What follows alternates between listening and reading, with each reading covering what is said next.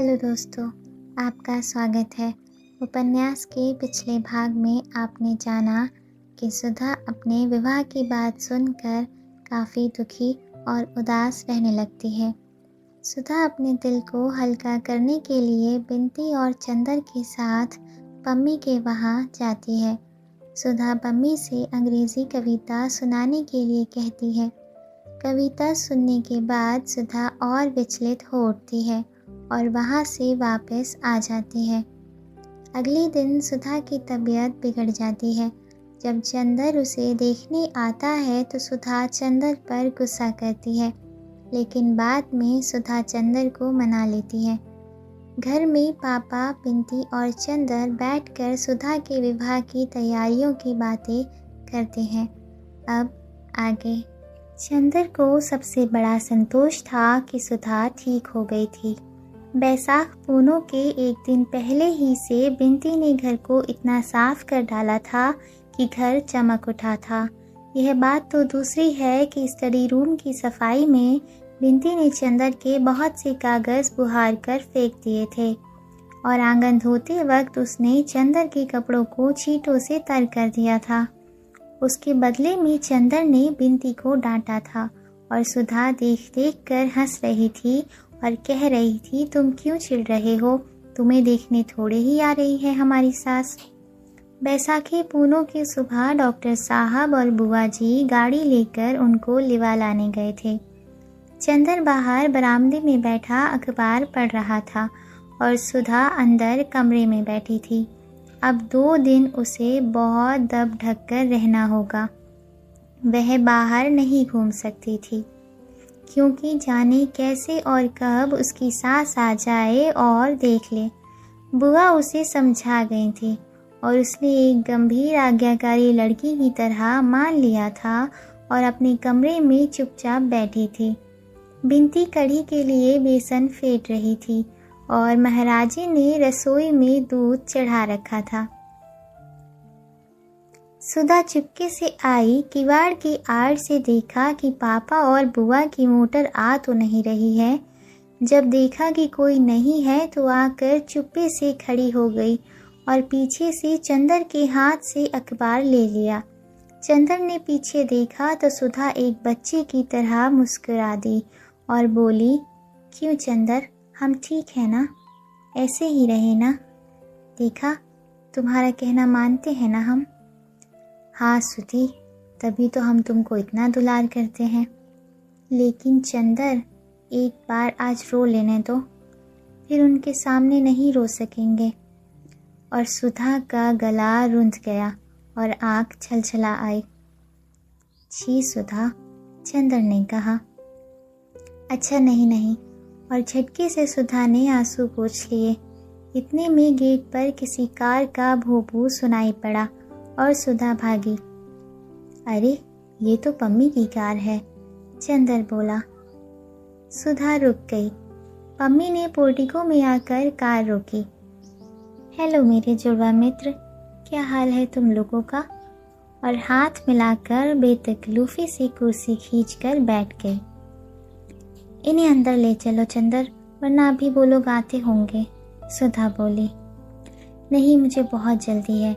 आज शाम को मैं बाहर जा रही हूँ। बर्टी अब मसूरी चला गया है, वहाँ से उसने मुझे भी बुलाया है। उसके हाथ में कहीं शिकार में चोट लग गई है। मैं तो आज जा रही हूँ, सुधा बोली। हमें ले चलिएगा? चलिए। कपूर, तुम भी चलो, जुलाई में लौट आना, पम्मी ने कहा।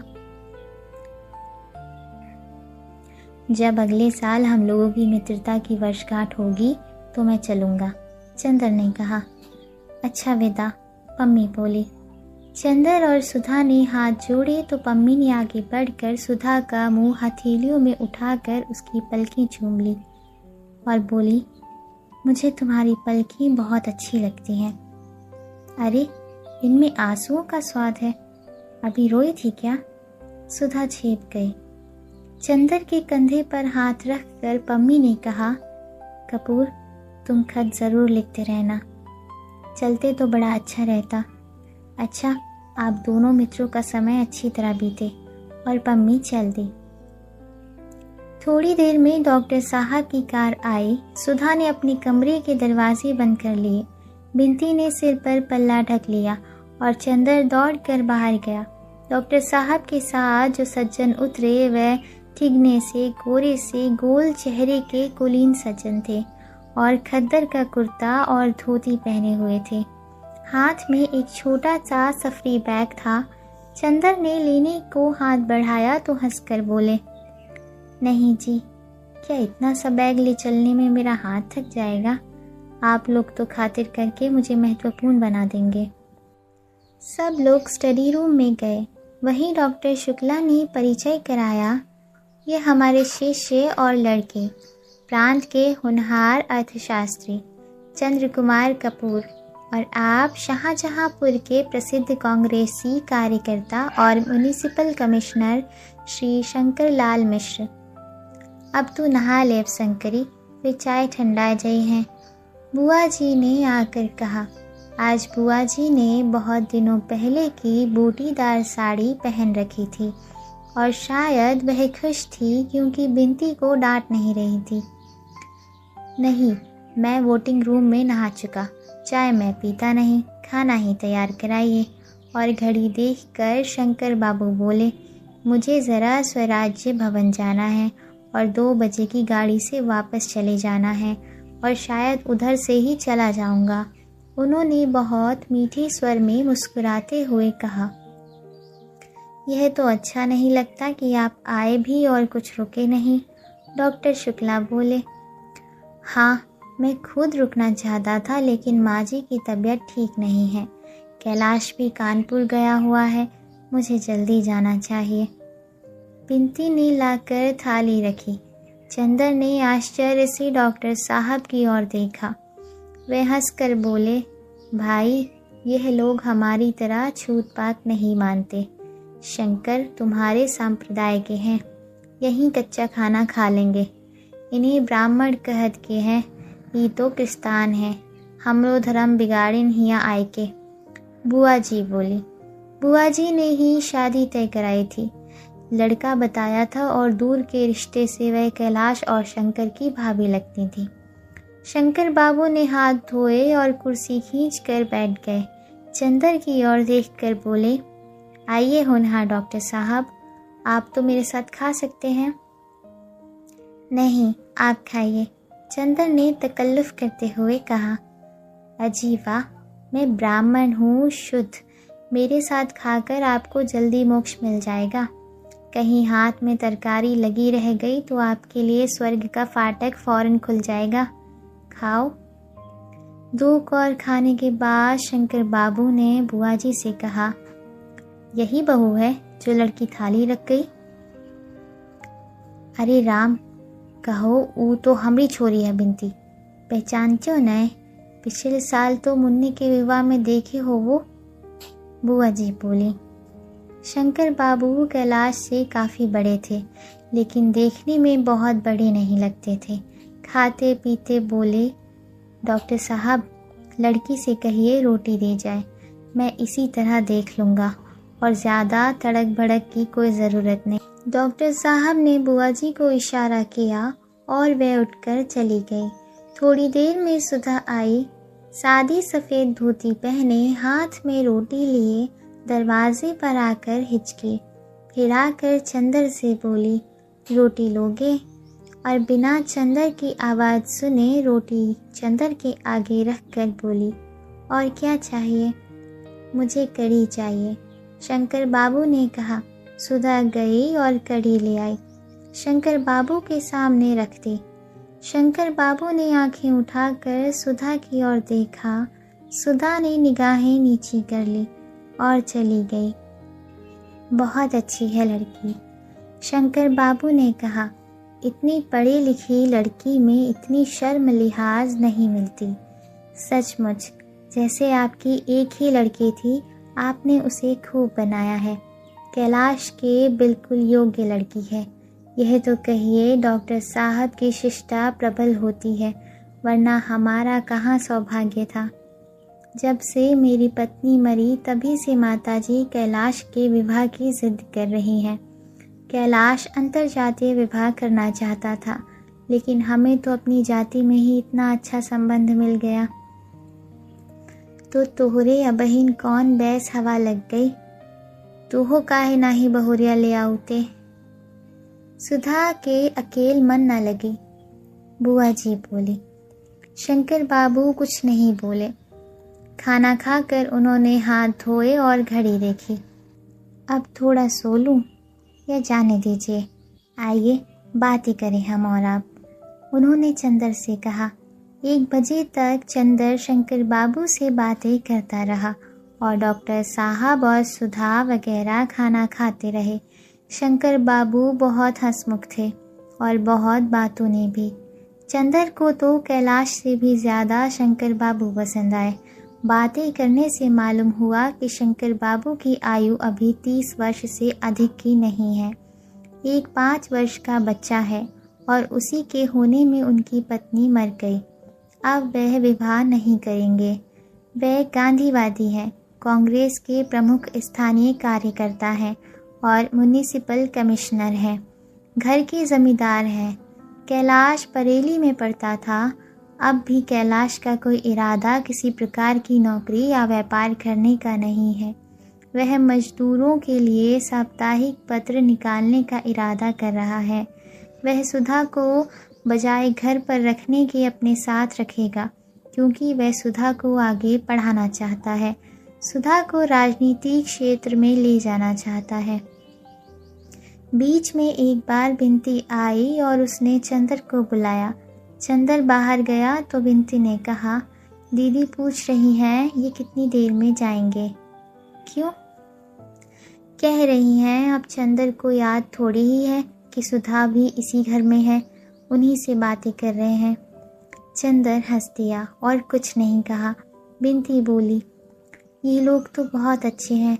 मैं तो कहूँगी सुधा दीदी को इससे अच्छा परिवार मिलना मुश्किल है। हमारे ससुर की तरह नहीं है ये लोग। हाँ, फिर भी सुधा इतनी सेवा नहीं कर रही है इनकी। बिनती, तुम सुधा को कुछ शिक्षा दे दो इस मामले में। हाँ हाँ, हम सेवा करने की शिक्षा दे देंगे और ब्याह करने के बाद की शिक्षा अपनी पम्मी से दिलवा देना। खुद तो उनसे ले ही चुके होंगे आप। चंदर झेप गया। पाजी कहेंगी, बहुत बेशर्म हो गई है, पहले मुंह से बोल नहीं निकलता था। तुमने और दीदी ने ही तो किया बेशर्म, हम क्या करें, पहले हम कितना डरते थे। बिनती ने उसी तरह गर्दन टेढ़ी करके कहा और मुस्कुराकर भाग गई। जब डॉक्टर साहब आए तो शंकर बाबू ने कहा, अब तो मैं जा रहा हूँ, ये माला मेरी ओर से बहू को दे दीजिए। और उन्होंने बड़ी सुंदर मोतियों की माला बैग से निकाली और बुआ जी के हाथ में दे दी। हाँ, एक बात है, शंकर बाबू बोले, ब्याह हम लोग महीने भर के अंदर ही करेंगे। आपकी सब बात हमने मानी, ये बात आपको हमारी माननी होगी। इतनी जल्दी? डॉक्टर शुक्ला चौंक उठे। यह असंभव है शंकर बाबू, मैं अकेला हूँ, आप जानते हैं। नहीं, आपको कोई कष्ट ना होगा, शंकर बाबू बहुत मीठे स्वर में बोले। हम लोग रीति रस्म के तो कायल हैं नहीं। आप जितना चाहें रीति रस्म अपने मन से कर लें। हम लोग तो सिर्फ 6-7 आदमियों के साथ आएंगे। सुबह आएंगे, अपने बंगले में एक कमरा खाली करा दीजिएगा, शाम को अगवानी और विवाह कर दें। दूसरे दिन 10 बजे हम लोग चले जाएंगे। यह तो नहीं होगा, डॉक्टर साहब बोले, हमारी तो अकेली लड़की है और हमारे भी तो कुछ हौसले हैं, और फिर लड़की की बुआ तो ये कभी भी नहीं स्वीकार करेगी। देखिए, मैं आपको समझा दूं, कैलाश शादियों में तड़क भड़क के सख्त खिलाफ है। पहले तो वह इसीलिए जाति में विवाह नहीं करना चाहता था, लेकिन जब मैंने उसे भरोसा दिलाया कि बहुत सादा विवाह होगा, तभी वह राज़ी हुआ। इसीलिए इसे आप मान ही लें। फिर विवाह के बाद तो ज़िंदगी पड़ी है। आपकी अकेली लड़की है, जितना चाहिए करिए। रहा कम समय का तो शुभस्य शीघ्रम, फिर आपको कुछ खास इंतज़ाम भी नहीं करना। अगर कुछ हो तो कहिए, मैं यहीं रह जाऊं, आपका काम कर दूं। शंकर बाबू हंसकर बोले। कुछ देर तक बातें होती रहीं। अंत में शंकर बाबू ने अपने सौजन्य और मीठे स्वभाव से सभी को राज़ी करा ही लिया। उसके बाद उन्होंने सबसे विदा मांगी। चलते वक्त बुआ जी और ठाकुर साहब के पैर छुए। चंदन ने हाथ मिलाया और शंकर बाबू सबका मन जीत कर चले गए। बुआ जी ने माला हाथ में ली, उसे उलट पलट कर देखा और बोली, एक अऊ आए रहे जूताखोर, एक ठो कागज थमाए के चले गए और एक गहरी सांस लेकर चली गई। डॉक्टर साहब ने सुधा को बुलाया। उसके हाथ में वह माला रखकर उसे चिपटा लिया। सुधा पापा की गोद में मुंह छिपाकर रो पड़ी। उसके बाद सुधा चली गई और चंदर, डॉक्टर साहब और बुआ जी बैठे शादी के इंतज़ाम की बातें करते रहे। ये तय हुआ कि अभी तो इन्हीं की इच्छा अनुसार विवाह कर दिया जाए, फिर यूनिवर्सिटी खुलने पर सभी को बुलाकर अच्छी दावत वगैरह दे दी जाए। यह भी तय हुआ कि बुआ जी गाँव जाकर अनाज, घी, बीड़ियाँ और नौकर वगैरह का इंतज़ाम कर लाएं और 15 दिन के अंदर लौट आएं। अगवानी ठीक 6 बजे शाम को हो जाए और सुबह के नाश्ते में क्या दिया जाए यह सभी डॉक्टर साहब ने तय कर डाला। लेकिन निश्चय यह किया गया कि चूँकि आदमी बहुत कम आ रहे हैं, अतः सुबह शाम के नाश्ते का काम यूनिवर्सिटी के किसी रेस्टोरेंट को दे दिया जाए। इसी बीच में बिनती खरबूजा और शरबत लाकर रख गई और चंदर ने बहुत आराम से शरबत पीते हुए पूछा, किसने बनाया है? सुधा दीदी ने। आज बड़ी खुश मालूम पड़ती है, चीनी बहुत कम छोड़ी है। चंदर बोला। बुआ और बिनती दोनों हंस पड़ी। थोड़ी देर बाद चंदर उठकर भीतर गया तो देखा कि सुधा अपने पलंग पर बैठी सामने एक किताब रखे जाने क्या देख रही है और सामने वह माला पड़ी है। चंदर गया और बोला, सुधा, आज मैं बहुत खुश हूँ। सुधा ने आंखें उठाई और चंदर की ओर देखकर मुस्कुराने की कोशिश की और बोली, मैं भी बहुत खुश हूँ। क्यों, तय हो गया इसीलिए? बिनती ने पूछा। नहीं, चंदर बहुत खुश है इसलिए। और एक गहरी सांस लेकर किताब बंद कर दी। कौन सी किताब है सुधा? चंदर ने पूछा। कुछ नहीं, इस पर उर्दू के कुछ अशआर लिखे हैं जो गेसू ने सुनाए थे, सुधा बोली। चंदर ने बिनती की ओर देखा और कहा, बिनती, कैलाश तो जैसा है वैसा ही है, लेकिन शंकर बाबू की तारीफ मैं कर नहीं सकता। क्या राय है तुम्हारी? हाँ, है तो सही। दीदी इतनी खुश रहेंगी कि बस। दीदी, हमें भूल मत जाना, समझी? बिनती बोली। और हमें भी मत भूल जाना सुधा। चंदन ने सुधा की उदासी दूर करने के लिए छेड़ते हुए कहा। हाँ, तुम्हें भूले बिना कैसे काम चलेगा? सुधा ने और भी गहरी सांस लेते हुए कहा और एक आंसू गालों पर फिसल ही आया। अरे पगली, तुम सब कुछ अपने चंदन के लिए कर रही हो, उसकी आज्ञा मानकर कर रही हो, फिर ये आंसू कैसे? छी, और यह माला सामने रखी क्या कर रही हो? चंदन ने बहलाया। माला तो दीदी इसीलिए सामने रखी थी कि बताऊं, बिनती बोली। असल में रामायण की कहानी तो सुनी है चंदर तुमने। रामचंद्र ने अपने एक भक्त को मोती की माला दी तो वह उसे दांत से तोड़कर देख रहा था कि उसके अंदर राम नाम है या नहीं। सो यह माला सामने रख कर देख रही थी, इसमें कहीं चंदर की झलक है या नहीं। चुप गिलहरी कहीं की। सुधा हंस पड़ी। बहुत बोलना आ गया है, सुधा ने हंसते हुए बनावटी गुस्से से कहा। फिर सुधा तकिए से टिक कर बैठ गई। आज केसू नहीं है, मुझे केसू की बहुत याद आ रही है। क्यों? इसीलिए कि आज उसके कई शेर याद आ रहे हैं। एक दफ़े उसने सुनाया था, ये आज फ़िज़ा खामोश है क्यों, हर ज़र्रे को आखिर होश है क्यों, या तुम ही किसी के हो ना सके, या कोई तुम्हारा हो ना सका।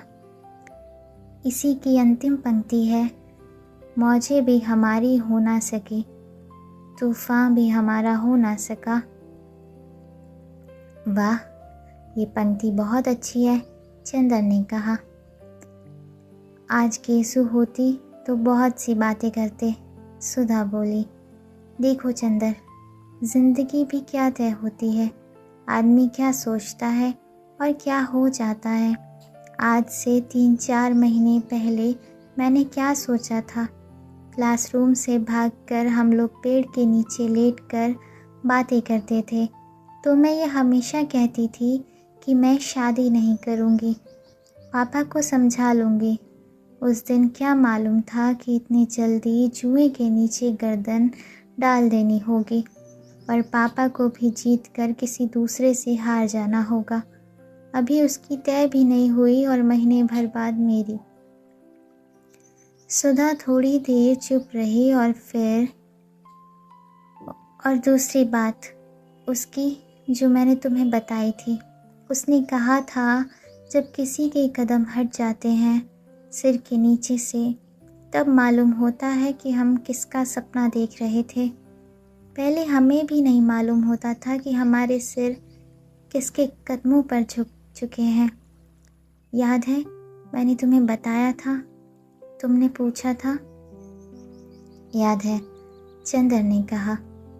बिनती उठकर चली गई, लेकिन सुधा या चंदर किसी ने ध्यान भी नहीं दिया।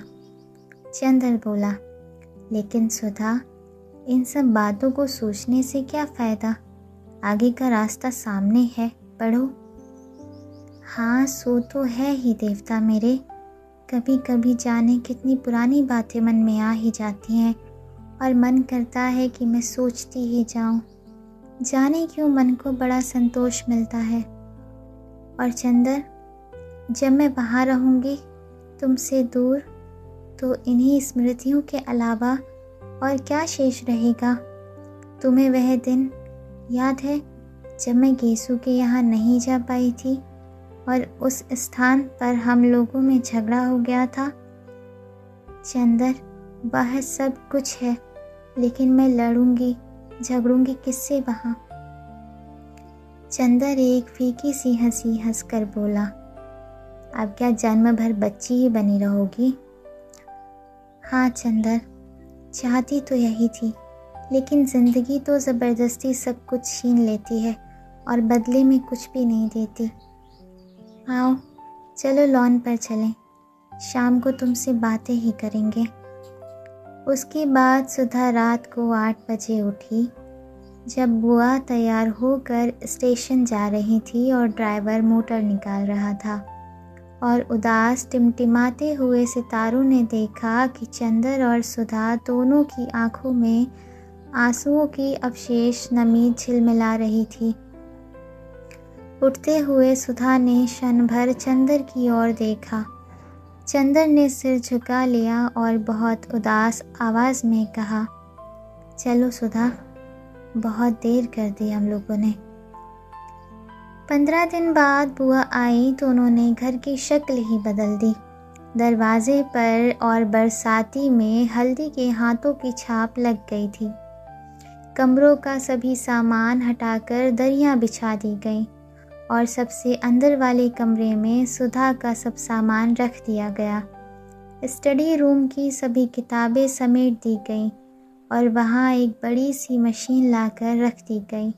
जिस पर बैठकर बिनती सिलाई करती थी। उसी को कपड़े और गहनों का भंडार घर बनाया गया और उसकी चाबी बिनती या बुआ के पास रहती थी। गांव से एक महराजिन, एक कहारिन और 2 मजदूर आए। वे सभी गैराज में सोते थे और दिन भर काम करते थे और पानी पीने को मांगते रहते थे। सभी कुर्सियां और सोफ़ा सेट निकलवा कर साइबान में लगवा दिए गए थे। रसोई के पार वाली कोठरी में कुल्हड़, पतले, प्याले वगैरह रखे थे और पूजा वाले कमरे में शक्कर, घी, तरकारी और अनाज था। मिठाई कहाँ रखी जाएगी, इस पर बुआ जी, महराजिन और बिनती में घंटे भर तक बहस हुई। लेकिन जब बुआ जी ने बिनती से कहा, आपन लड़के बच्चे का ब्याह कियो तो कतरनी या जबान चलाए लियो, अब बहिन हर काम में काहे टांग अड़ावत करत हो, तो बिनती चुप हो गई और अंत में बुआ जी की राय सर्वोपरि मानी गई। बुआ जी की ज़बान जितनी तेज़ थी, हाथ भी उतने ही तेज़ थे। 4 बोरा गेहूँ उन्होंने साफ करके कोठरियों में भरवा दिए। कम से कम 5 तरह की दालें लाई थी। बेसन पिसवाया, दाल दरवाई, पापड़ बनवाए, मैदा छनवाया, सूजी दरवाई, बड़ी मुंगौरी डलवाई, चावल की कचौरियाँ बनवाई और सबको अलग अलग गठरी में बांध कर रख दिया। रात को अक्सर बुआ जी, महराजिन तथा गांव की महरिन ढोलक लेकर बैठ जाती और गीत गाती। बिनती उनमें भी शामिल रहती। सच पूछो तो सुधा के ब्याह का जितना उत्साह बुआ को नहीं था, उतना बिनती को था। वह सुबह से उठकर झाड़ू लेकर सारा घर बुहार डालती थी। इसके बाद नहाकर तरकारी काटती। उसके बाद फिर चाय चढ़ाती। डॉक्टर साहब, चंदर, सुधा सभी को चाय देती। बैठकर चंदर अगर कुछ हिसाब लिखाता तो हिसाब लिखती, फिर अपनी मशीन पर बैठ जाती और 12-1 बजे तक सिलाई करती रहती। फिर दोपहर को चावल और दाल बीनती, शाम को खरबूजे काटती, शरबत बनाती और रात भर जाग जाग कर गाती या दीदी को हंसाने की कोशिश करती। एक दिन सुधा ने कहा, मेरे ब्याह में तो इतनी खुश है, अपने ब्याह में क्या करेगी? तो बिनती ने जवाब दिया, अपने ब्याह में तो मैं खुद बैंड बजाऊंगी, वर्दी पहनकर। घर चमक उठा था जैसे रेशम, लेकिन रेशम के चमकदार, रंगीन, उल्लास भरे गोले के अंदर भी एक प्राणी होता है, उदास, स्तब्ध, अपनी सांस रोककर अपनी मौत की क्षण क्षण प्रतीक्षा करने वाला रेशम का कीड़ा। घर के इस सारे उल्लास और चहल पहल से घिरा हुआ सिर्फ एक प्राणी था, जिसकी सांस धीरे धीरे डूब रही थी, जिसकी आँखों की चमक धीरे धीरे कुम्हला रही थी, जिसकी चंचलता ने उसकी नज़रों से विदा मांग ली थी। वह थी सुधा। सुधा बदल गई थी। गोरा चंपई चेहरा पीला पड़ गया था और लगता था जैसे वह बीमार हो। खाना उसे जहर लगने लगा था। अपने कमरे को छोड़कर कहीं जाती ना थी। एक शीतल पाटी बिछाए उसी पर दिन रात पड़ी रहती थी। बिनती जब हंसती हुई खाना लाती और सुधा के इनकार पर बिनती के आंसू छलछला आते, तब सुधा पानी के घूंट के सहारे कुछ खा लेती और उदास फिर अपनी शीतल पाटी पर लेट जाती। स्वर्ग को कोई इंद्रधनुषों से भर दे और शची को जहर पिला दे, कुछ ऐसा ही लग रहा था वह घर। डॉक्टर शुक्ला का साहस ना होता था सुधा से बोलने का। वह रोज़ बिनती से पूछ लेते, सुधा खाना खाती है या नहीं? बिनती कहती हाँ, तो एक गहरी सांस लेकर अपने कमरे में चले जाते। चंदर परेशान था। उसने इतना काम शायद कभी भी ना किया हो अपनी ज़िंदगी में। सुनार के यहाँ, कपड़े वाले के यहाँ, फिर राशनिंग अफसर के यहाँ, पुलिस बैंड ठीक कराने, पुलिस लाइसेंस अर्ज़ी देने मजिस्ट्रेट के यहाँ, रुपए निकालने बैंक, शामियाने का इंतज़ाम, पलंग कुर्सी वगैरह का इंतज़ाम, खाने परोसने के बर्तनों के इंतज़ाम और जाने क्या क्या। और जब बुरी तरह थक कर आता जेठ की तपती हुई दोपहरी में, तब बिनती आकर बताती सुधा ने आज फिर कुछ नहीं खाया, तो उसका मन होता था वह सिर पटक पटक दे।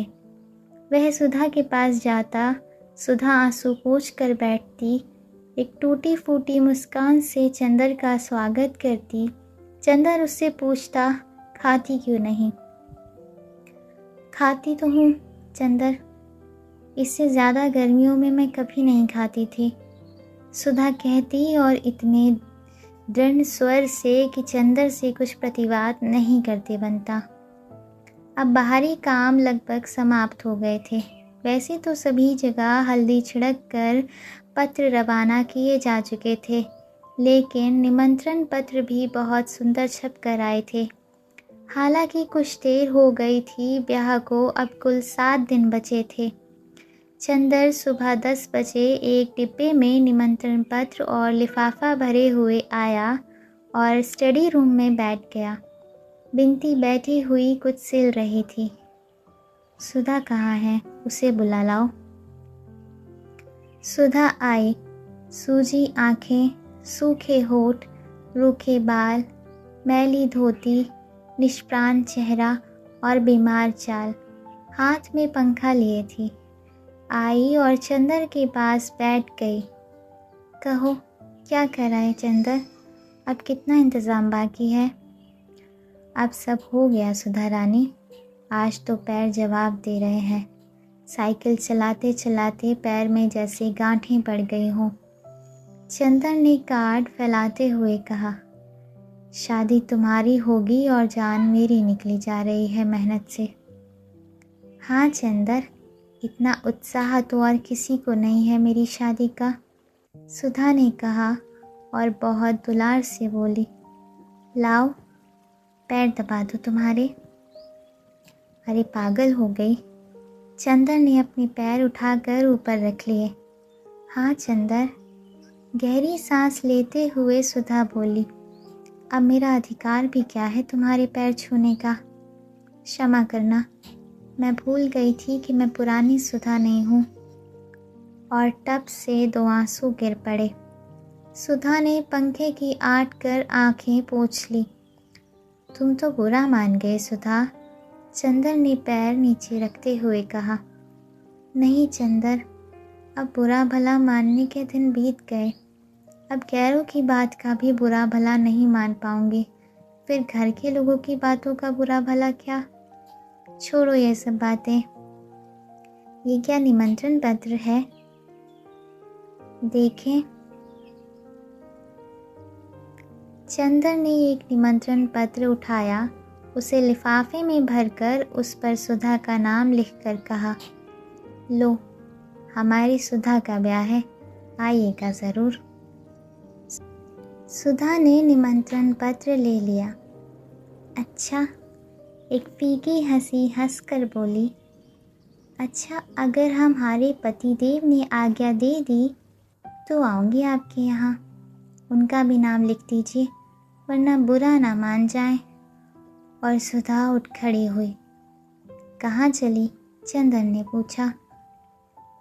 यहाँ बहुत रोशनी है, मुझे अपना अंधेरा कमरा ही अच्छा लगता है, सुधा बोली। चलो बिनती, वहीं कार्ड ले चलो, चंदर ने कहा। आओ सुधा, आज कार्ड लिखते जाएंगे, तुमसे बात करते जाएंगे। ज़िंदगी देखो सुधी, आज 15 दिन से तुमसे 2 मिनट बैठकर बात भी ना कर सके। अब क्या करना है चंदर? जैसा कह रहे हो वैसा कर तो रही हूँ, अभी कुछ और बाकी है क्या? बता दो, वह भी कर डालूँ। अब तो रो पीट कर ऊंचा बनना ही है। बिंती ने कार्ड समेटी तो सुधा डांट कर बोली, रख इसे यहीं, चली उठा के। बड़ी चंदर की आज्ञाकारी बनी है, ये भी हमारी जान की गाहक हो गई। अब हमारे कमरे में लाई ये सब तो टांगे तोड़ दूंगी, पाजी कहेंगी। बिंती ने कार्ड धर दिए। नौकर ने आकर कहा, बाबूजी, कुम्हार अपना हिसाब मांगता है। अच्छा, अभी आया सुधा। और चंदर चला गया। और इसी तरह दिन बीत रहे थे। शादी नज़दीक आती जा रही थी और सभी का सहारा एक दूसरे से छूटता जा रहा था।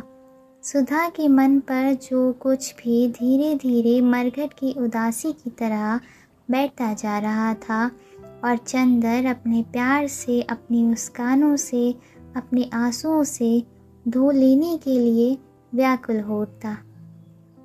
लेकिन ये ज़िंदगी थी जहाँ प्यार हार जाता है, मुस्कानें हार जाती हैं, आंसू हार जाते हैं। तश्तरी, प्याले, कुल्हड़, पतले, कालीने, दरिया और बाजे जीत जाते हैं। जहाँ अपनी ज़िंदगी की प्रेरणा मूर्ति के आंसू गिनने के बजाय कुल्हड़ और प्याले गिनवा कर रखने पड़ते हैं, और जहाँ किसी आत्मा की उदासी को अपने आंसुओं से धोने के बजाय पतले धुलवाना ज़्यादा महत्वपूर्ण होता है, जहाँ भावना और अंतर्द्वंद के सहारे तूफान, सुनार और बिजली वालों की बातों में डूब जाते हैं, और जहाँ दो आंसुओं में डूबते हुए व्यक्तियों की पुकार शहनाइयों की आवाज़ में डूब जाती है। जिस वक्त कि आदमी के हृदय का कण कण शत विकसित हो जाता है, जिस वक्त उसकी नसों में सितारे टूटते हैं, जिस वक्त उसके माथे पर आग धधकती है, जिस वक्त उसके सिर पर से आसमान और पांव तले से धरती हट जाती है, उस समय उसे शादी की साड़ियों का मोल तोल करना पड़ता है और बाजे वाले को एडवांस रुपए देना पड़ता है। ऐसी थी उस वक्त चंदर की ज़िंदगी, और उस ज़िंदगी ने अपना चक्र पूरी तरह चला दिया था। करोड़ों तूफान घुमड़ाते हुए उसे नचा रहे थे। वह एक क्षण भी कहीं नहीं टिक पाता था। एक पल भी उसे चैन नहीं था। एक पल भी वह यह नहीं सोच पाता था कि उसके चारों ओर क्या हो रहा है। वह बेहोशी में, मूर्छा में, मशीन की तरह काम कर रहा था। आवाज़ें थीं कि उसके कानों से टकरा कर चली जाती थी। आंसू थे कि हृदय को छू नहीं पाते थे। चक्र उसे फंसा कर खींचे लिए जा रहा था। जहाँ भावना और अंतर्द्वंद के सहारे तूफान, सुनार और बिजली वालों की बातों में डूब जाते हैं, और जहाँ दो आंसुओं में डूबते हुए व्यक्तियों की पुकार शहनाइयों की आवाज़ में डूब जाती है। जिस वक्त कि आदमी के हृदय का कण कण शत विकसित हो जाता है, जिस वक्त उसकी नसों में सितारे टूटते हैं, जिस वक्त उसके माथे पर आग धधकती है, जिस वक्त उसके सिर पर से आसमान और पांव तले से धरती हट जाती है, उस समय उसे शादी की साड़ियों का मोल तोल करना पड़ता है और बाजे वाले को एडवांस रुपए देना पड़ता है। ऐसी थी उस वक्त चंदर की ज़िंदगी, और उस ज़िंदगी ने अपना चक्र पूरी तरह चला दिया था। करोड़ों तूफान घुमड़ाते हुए उसे नचा रहे थे। वह एक क्षण भी कहीं नहीं टिक पाता था। एक पल भी उसे चैन नहीं था। एक पल भी वह यह नहीं सोच पाता था कि उसके चारों ओर क्या हो रहा है। वह बेहोशी में, मूर्छा में, मशीन की तरह काम कर रहा था। आवाज़ें थीं कि उसके कानों से टकरा कर चली जाती थी। आंसू थे कि हृदय को छू नहीं पाते थे। चक्र उसे फंसा कर खींचे लिए जा रहा था। बिजली से भी ज़्यादा तेज, प्रलय से भी ज़्यादा सशक्त वह खींचा जा रहा था। सिर्फ एक और। शादी का दिन। सुधा ने नथुनी पहनी, उसे नहीं मालूम। सुधा ने कोरे कपड़े पहने, उसे नहीं मालूम। सुधा ने चूड़े पहने, उसे नहीं मालूम। घर में गीत हुए, उसे नहीं मालूम। सुधा ने चूल्हा पूछते वक्त अपना सिर पटक दिया, उसे नहीं मालूम। वह व्यक्ति नहीं था, तूफान में उड़ता हुआ एक पीला पत्ता था जो वात्या चक्र में उलझ गया था और झोंकों उसे नचाए जा रहे थे। और उसे होश आया तब जब बिंती जबरदस्ती उसका हाथ पकड़कर खींच ले गई, बारात आने के एक दिन पहले, उस छत पर जहां सुधा पड़ी रो रही थी। चंदर को ढकेल कर चली गई। चंदर के सामने सुधा थी, सुधा जिससे वह पता नहीं क्यों बचना चाहता था, अपनी आत्मा के संघर्षों से, अपने अंतःकरण के घाव की कसक से घबराकर, जैसे कोई आदमी एकांत कमरे में भागकर भीड़ में मिल जाता है, भीड़ के निरर्थक शोर में अपने को खो देना चाहता है, बाहर के शोर में अंदर का तूफान भुला देना चाहता है। उसी तरह चंदर पिछले हफ्ते से सब कुछ भूल गया था।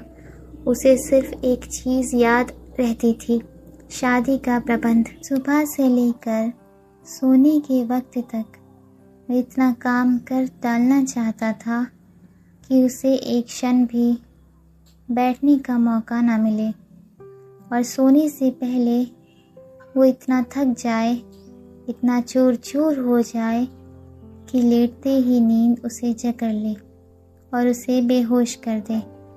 लेकिन उस वक्त बिंती उसे उसके विस्मरण स्थल से खींचकर एक आंत में ले आई, जहाँ उसकी ताकत और उसकी कमज़ोरी, उसकी पवित्रता और उसका पाप, उसकी मुस्कान, उसके आंसू, उसकी प्रतिभा और उसकी विस्मृति, उसकी सुधा अपनी ज़िंदगी के चिरंतन मोड़ पर खड़ी अपना सब कुछ लुटा रही थी। चंदर को लगा जैसे उसको अभी चक्कर आ जाएगा और वह अकुलाकर खाट पर बैठ गया। शाम थी, सूरज डूब रहा था और दिन भर की तपी हुई छत पर जलती हुई बरसाती के नीचे एक खरहरी खाट पर सुधा लेटी थी, एक महीन पीली धोती पहने, कोरी मार्किन की कुर्ती पहने, रूखे चिकटे हुए बाल और नाक में बहुत बड़ी सी नथ। 15 दिन के आंसुओं ने चेहरे को जाने कैसे बना दिया। ना चेहरे पर सुकुमारता थी, ना कठोरता, ना रूप था, ना ताजगी। सिर्फ ऐसा लगता था कि जैसे सुधा का सब कुछ लुट चुका है। न केवल प्यार और ज़िंदगी लुटी है, वरन आवाज़ भी लुट गई और नीरवता भी, वैभव भी लुट गया और याचना भी। सुधा ने अपने पीले पल्ले से आंसू पोंछे और उठकर बैठ गई। दोनों चुप। पहले कौन बोले? बिंती आई, चंदर और सुधा का खाना रख कर चली गई। खाना खाओगी सुधा? चंदर ने पूछा। सुधा कुछ बोली नहीं, सिर्फ सिर हिला दिया और डूबते हुए सूरज और उड़ते हुए बादलों की ओर देखकर जाने क्या सोचने लगी। चंदर ने थाली खिसका दी और सुधा को अपनी ओर खींचकर बोला, सुधा, इस तरह कैसे काम चलेगा? तुम्ही को देखकर तो मैं अपना धीरज संभालूंगा। बताओ, और तुम ही ये कह रही हो? सुधा चंदर के पास खिसक आई और 2 मिनट तक चुपचाप चंदर की ओर फटी हुई पथराई आंखों से देखती रही और एकदम हृदय को फाड़ देने वाली आवाज़ में चीख कर रो उठी। चंदर, अब क्या होगा? चंदर की समझ में नहीं आया वह क्या करे। आंसू उसके सूख चुके थे, वह रो नहीं सकता था। उसके मन पर कहीं कोई पत्थर रखा था जो आंसुओं की बूंदों को बनने के साथ ही सोख लेता था, लेकिन वह तड़प उठा। सुधा, वह घबरा कर बोला। सुधा, तुम्हें हमारी कसम है, चुप हो जाओ। चुप, बिल्कुल चुप। हाँ, ऐसे ही। सुधा चंदर के पाँव में मुँह छिपाई थी। उठकर बैठो, ठीक से सुधा। इतना समझ बूझ कर ये सब करती हो। छी, तुम्हें अपना दिल मजबूत करना चाहिए, वरना पापा को कितना दुख होगा। पापा ने तो मुझसे बोलना भी छोड़ दिया चंदर। पापा से कह दो आज तो बोल लें। कल से हम उन्हें परेशान करने नहीं आएंगे, कभी नहीं आएंगे। अब उनकी सुधा को सब ले जा रहे हैं, जाने कहाँ ले जा रहे हैं। और फिर वह फफक फफक कर रो पड़ी। चंदर ने बिनती से पापा को बुलवाया। सुधा को रोते हुए देखकर बिनती खड़ी हो गई। दीदी, रो मत दीदी, फिर हम किसके भरोसे रहेंगे यहाँ। और सुधा को चुप कराते कराते बिनती भी रोने लगी और आंसू पोंछते हुए चली गई। पापा आए। सुधा चुप हो गई और कुछ कहा नहीं, फिर रोने लगी। डॉक्टर शुक्ला भर्राए गले से बोले, मुझे ये रुआई अच्छी नहीं लगती। ये भावुकता क्यों? तुम पढ़ी लिखी लड़की हो, इसी दिन के लिए तुम्हें पढ़ाया लिखाया गया था। भावुकता से क्या फ़ायदा। कहते कहते डॉक्टर शुक्ला खुद रोने लगे। चलो चंदर यहाँ से, अभी जनवासा ठीक करवाना है। चंदर और डॉक्टर शुक्ला दोनों उठकर चले गए। अपनी शादी के पहले, हमेशा के लिए अलग होने से पहले सुधा को इतना ही मौका मिला। उसके बाद सुबह 6 बजे गाड़ी आती थी, लेकिन खुशकिस्मती से गाड़ी लेट थी। डॉक्टर शुक्ला तथा अन्य लोग बारात का स्वागत करने स्टेशन पर जा रहे थे और चंदर घर पर ही रह गया था जनवासे का इंतज़ाम करने। जनवासा बगल में था। माथुर साहब के बंगले के दोनों हॉल और कमरा खाली करवा लिए गए थे। चंदर सुबह 6 ही बजे आ गया था और जनवासे में सब सामान लगवा दिया था। नहाने का पानी और बाकी इंतज़ाम कर वह घर आया। जलपान का इंतज़ाम तो केदार के हाथ में था, लेकिन कुछ तौलिए भिजवाने थे। बिनती, कुछ तौलिए निकाल दो, चंदर ने बिनती से कहा। बिनती उर्द की दाल धो रही थी। उसने फौरन उठकर हाथ धोए और कमरे की ओर चली गई। ए बिनती, बुआ जी ने भंडारे के अंदर से आवाज़ लगाई। जाने कहाँ मर गई वो झौसी। अरे सिंगार पटार बाद में कर लियो, काम में तनिक दीदा न लगते। बेसन का कनस्तर कहाँ रखा है? अभी आए, बिनती ने चंदर से कहा और अपनी माँ के पास दौड़ी। 15 मिनट हो गए, लेकिन बिनती लौटी ही नहीं। ब्याह का घर, हर तरफ से बिनती की पुकार मचती और बिनती पंख लगाए उड़ रही थी। जब बिनती नहीं लौटी तो चंदर ने सुधा को ढूंढ कर कहा, सुधी, एक बहुत बड़ा सा तौलिया निकाल दो। सुधा चुपचाप उठी और स्टडी रूम में चली गई। चंदर भी पीछे पीछे गया। बैठो, अभी निकाल कर लाते हैं, सुधा ने भरी हुई आवाज़ में कहा और बगल के कमरे में चली गई। वहाँ से लौटी तो उसके हाथ में मीठे की तश्तरी थी। अरे खाने का वक्त नहीं है सुधा, 8 बजे लोग आ जाएंगे। अभी 2 घंटे हैं, खा लो चंदर। अब कभी तुम्हारे काम में हर्जा करके खाने को नहीं कहूँगी। सुधा बोली।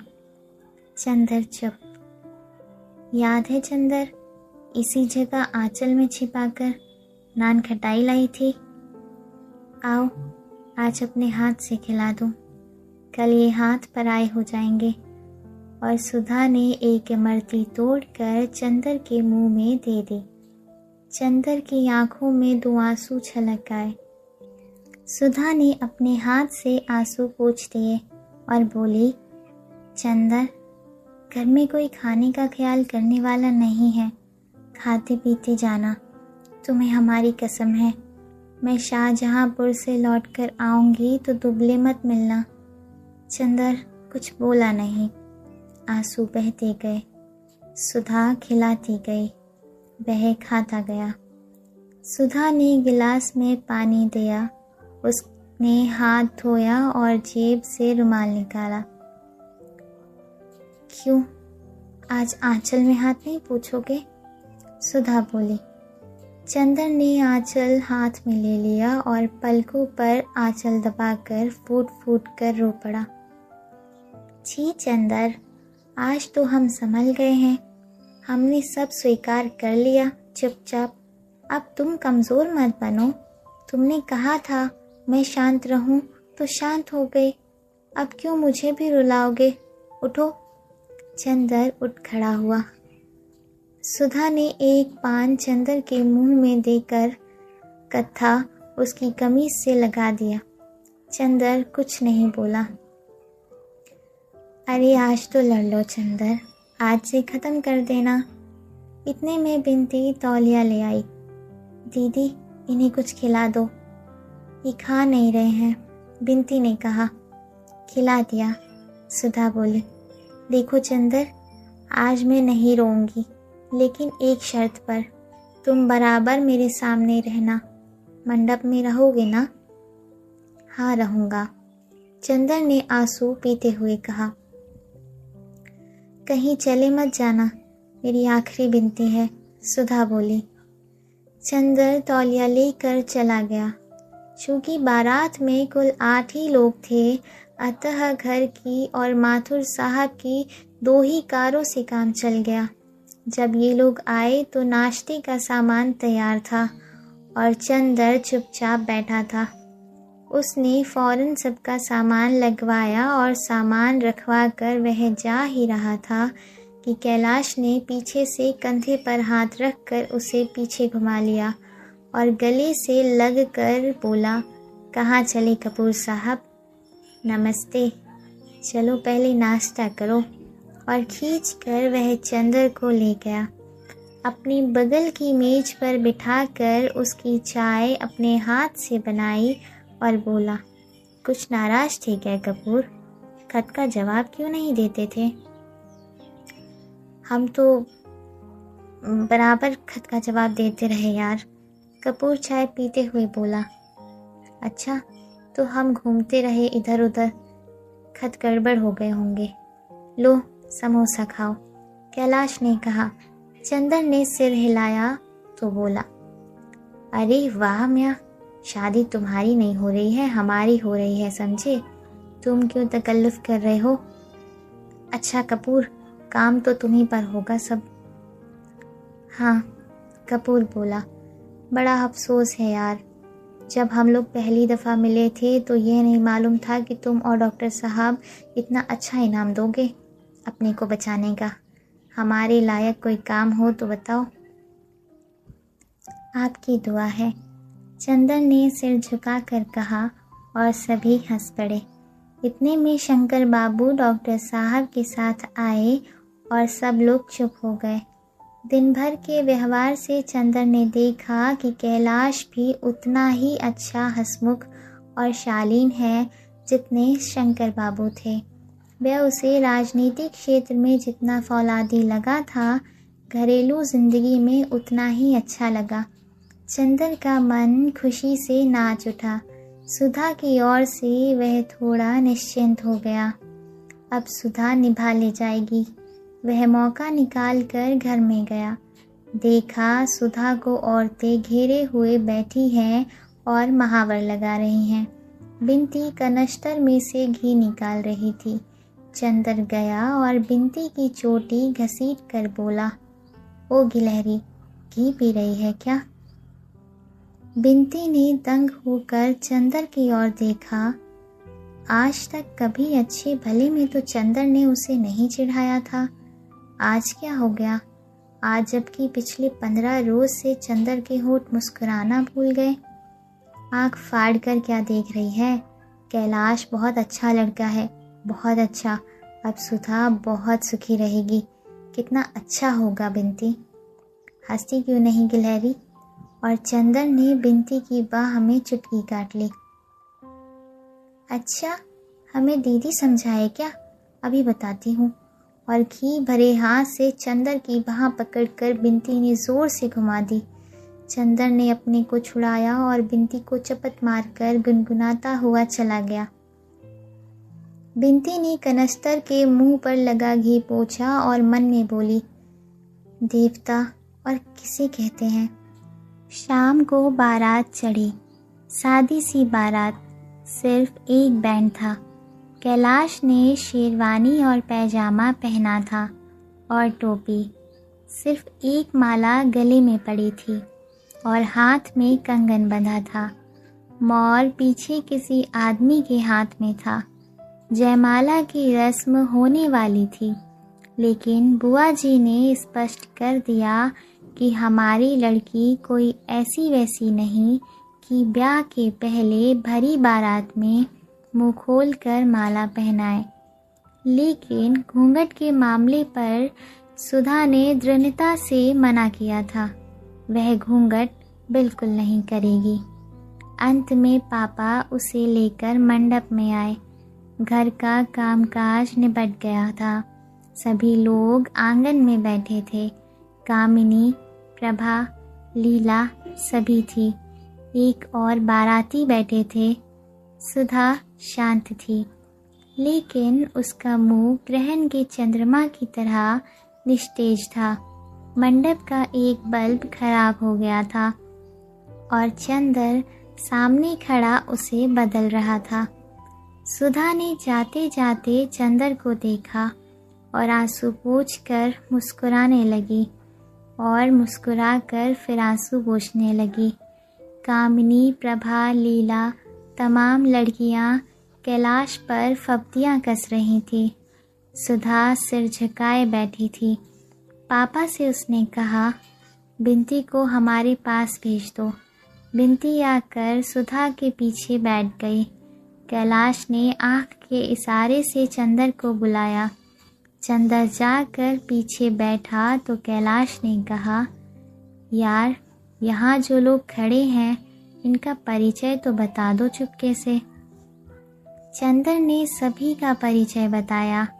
कामिनी, प्रभा, लीला सभी के बारे में चंदर बता रहा था तो बिंती बोली, बड़े लालची मालूम देते हैं आप। एक से संतोष नहीं है क्या? वाह रे जीजा जी। कैलाश ने मुस्कुराकर चंदर से पूछा, इसका ब्याह तय हुआ कि नहीं? हो गया, चंदर ने कहा। तभी बोलने का अभ्यास कर रही है। मंडप में भी इसीलिए बैठी है क्या? कैलाश ने कहा। बिंती झेप गई और उठकर चली गई। संस्कार शुरू हुआ। कैलाश के हाथ में नारियल और उसकी मुट्ठी पर सुधा के दोनों हाथ। सुधा अब चुप थी, इतनी चुप कि लगता था उसके होठों ने कभी बोलना जाना ही नहीं। संस्कार के दौरान ही पारस्परिक वचन का समय आया।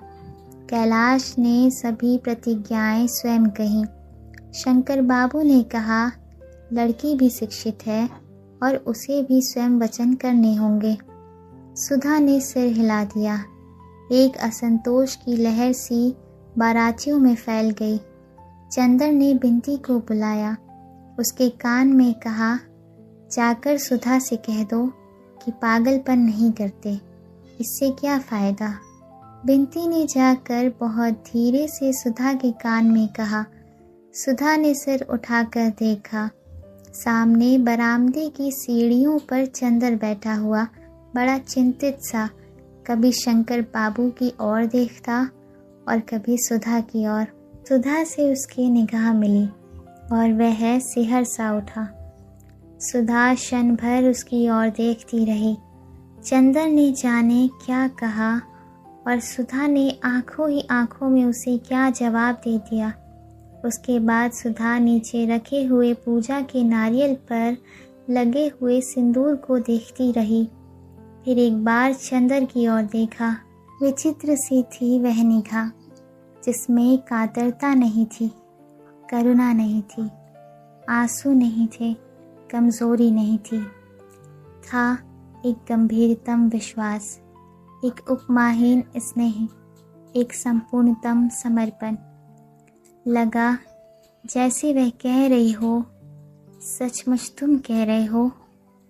फिर सोच लो चंदर, इतने दृढ़ हो, इतने कठोर हो, मुझसे मुंह से क्यों कहलवाना चाहते हो? क्या सारा सुख लुटकर थोड़ी सी आत्मवंचना भी मेरे पास नहीं छोड़ोगे? अच्छा लो मेरे देवता।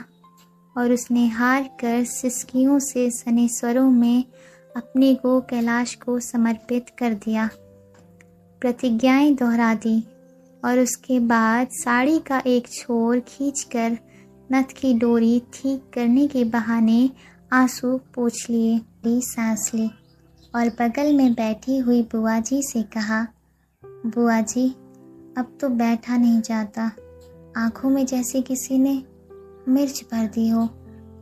जाओ जाओ सोए रहो, ऊपर खाट बिछी है, कल सुबह 10 बजे विदा करे को है, कुछ खायो पियो नए तो पड़े रहबो। बुआ ने बड़े स्नेह से कहा। चंदर ऊपर गया तो देखा एक खाट पर बिनती औंधी पड़ी सिसक रही है। बिनती, बिनती, उसने बिनती को पकड़कर हिलाया। बिनती फूट फूट कर रो पड़ी। उठ पगली, हमें तो समझाती है, खुद अपने आप पागलपन कर रही है। चंदर ने रूंधे गले से कहा। बिनती उठकर एकदम चंदर की गोद में समा गई और दर्दनाक स्वर में बोली, हाय चंदर, अब क्या होगा? चंदर की आंखों में आंसू आ गए। वह फूट पड़ा और बिनती को एक डूबते हुए सहारे की तरह पकड़कर उसकी मांग पर मुंह रख कर फूट फूट कर रो पड़ा, लेकिन फिर भी संभल गया और बिनती का माथा सहलाते हुए अपनी सिसकियों को रोकते हुए कहा, रो मत पगली। धीरे धीरे बिनती चुप हुई और खाट के पास नीचे छत पर बैठ गई और चंदर के घुटनों पर हाथ रख कर बोली, चंदर तुम आना मत छोड़ना, तुम इसी तरह आते रहना जब तक दीदी ससुराल से लौट ना आए। अच्छा। चंदर ने बिनती की पीठ पर हाथ रख कर कहा, घबराते नहीं, तुम तो बहादुर लड़की हो ना, सब चीज़ बहादुरी से सहना चाहिए। कैसी दीदी की बहन हो? क्यों? बिनती उठकर नीचे चली गई। चंदर लेटा रहा। उसकी पोर पोर में दर्द हो रहा था, नस नस को जैसे कोई तोड़ रहा हो, खींच रहा हो। हड्डियों के रेशे रेशे में थकान मिल गई थी, लेकिन उसे नींद नहीं आई। आंगन में पुरोहित जी के मंत्र पाठ का स्वर और बीच बीच में आने वाले किसी बाराती या औरतों की आवाज़ें झटके से जगा देती थीं। वह करवट बदलता, कभी ऊपर देखता, कभी आंखें बंद कर लेता कि शायद नींद आ जाए, लेकिन नींद नहीं आई। धीरे धीरे नीचे का रव भी शांत हो गया, संस्कार भी समाप्त हुआ। बाराती उठकर चलने लगे और वह आवाज़ों से यह पहचानने की कोशिश करने लगा कि अब कौन क्या कर रहा है। धीरे धीरे सब शोर शांत हो गया। चंदर ने फिर करवट बदली और आंख बंद कर ली। धीरे धीरे एक कोहरा उसके मन पर छा गया। वह इतना जागा कि अब अगर वह आंख भी बंद करता तो जब पलकें पुतलियों से छा जाती तो एक बहुत कड़वा दर्द होने लगा था। जैसे तैसे उसकी थोड़ी सी आंख लगी। किसी ने सहसा जगा दिया। पलक बंद करने में जितना दर्द हुआ था, उतना ही पलकें खोलने में। उसने पलकें खोली, देखा सामने सुधा खड़ी थी। मांग और माथे में सिंदूर, कलाई में कंगन, हाथ में अंगूठियाँ, कड़े, चूड़े, गले में गहने, बड़ी सी नथुनी, डोरे के सहारे कान में बंधी हुई, आँखें जिनमें भादों की गठाओं की गरज खामोश हो रही बरसात सी हो गई थी। वह क्षण भर पैताने खड़ी रही। चंदर उठकर बैठ गया। उसका दिल इस तरह धड़क रहा था जैसे किसी के सामने भाग्य का रूठा हुआ देवता खड़ा हो। सुधा कुछ बोली नहीं। उसने दोनों हाथ जोड़े और झुककर चंदर के पैरों पर माथा टेक दिया। चंदर ने उसके सिर पर हाथ रख कर कहा, ईश्वर तुम्हारा सुहाग अटल करे। तुम बहुत महान हो। मुझे तुम पर आज से गर्व है। आज तक तुम जो कुछ थी उससे कहीं ज़्यादा हो मेरे लिए सुधा। सुधा कुछ बोली नहीं। आंचल से आंसू पोंछती हुई पैताने ज़मीन पर बैठ गए और अपने गले से एक बेले का हार उतारा, उसे तोड़ डाला और चंदर के पांव खींचकर खाट के नीचे ज़मीन पर रख लिए। अरे ये क्या कर रही हो सुधा? चंदर ने कहा। जो मेरे मन में आएगा। बहुत मुश्किल से रूंधे गले से सुधा बोली, मुझे किसी का डर नहीं है। तुम जो कुछ दंड दे चुके हो उससे बड़ा दंड तो अब भगवान भी नहीं दे सकेंगे। सुधा ने चंदर के पांव पर फूल रखकर उन्हें चूम लिया और अपनी कलाई में बंधी हुई एक पुड़िया खोलकर उसमें से थोड़ा सा सिंदूर उन फूलों पर छिड़क कर चंदर के पांव पर सिर रख कर चुपचाप रोती रही। थोड़ी देर बाद उठी और उन फूलों को समेटा, अपने आंचल के छोर में उन्हें बांध लिया और उठकर चली गई। धीमे धीमे निशब्द। कहाँ चली सुधा? चंदन ने सुधा का हाथ पकड़ लिया। कहीं नहीं। अपना हाथ छुड़ाते हुए सुधा ने कहा। नहीं नहीं सुधा, लाओ ये हम रखेंगे। चंदन ने सुधा को रोकते हुए कहा। बेकार है चंदर, कल तक परसों तक ये झूठे हो जाएंगे देवता मेरे। और सुधा सिसकते हुए चली गई। एक चमकदार सितारा टूटा और पूरे आकाश पर फिसलते हुए जाने के क्षितिज में खो गया। दूसरे दिन 8 बजे तक सारा सामान स्टेशन पहुंच गया था। शंकर बाबू और डॉक्टर साहब पहले ही स्टेशन पहुंच गए थे। बाराती भी सब वहीं चले गए थे। कैलाश और सुधा को स्टेशन तक लाने का जिम्मा चंदर पर था। बहुत जल्दी करते कराते भी 9:15 बज गए थे। उसने फिर जाकर कहा। कैलाश और सुधा खड़े हुए थे। पीछे से नाइन सुधा के सिर पर पंखा रखी थी और बुआ जी रोचना कर रही थी। चंदर के जल्दी मचाने पर अंत में उन्हें फुर्सत मिली और वह आगे बढ़े। मोटर पर सुधा ने ज्यों ही पाँव रखा कि बिनती पाँव से लिपट गई और रोने लगी। सुधा जोर से बिलक बिलक कर रो पड़ी। चंदर ने बिनती को छुड़ाया।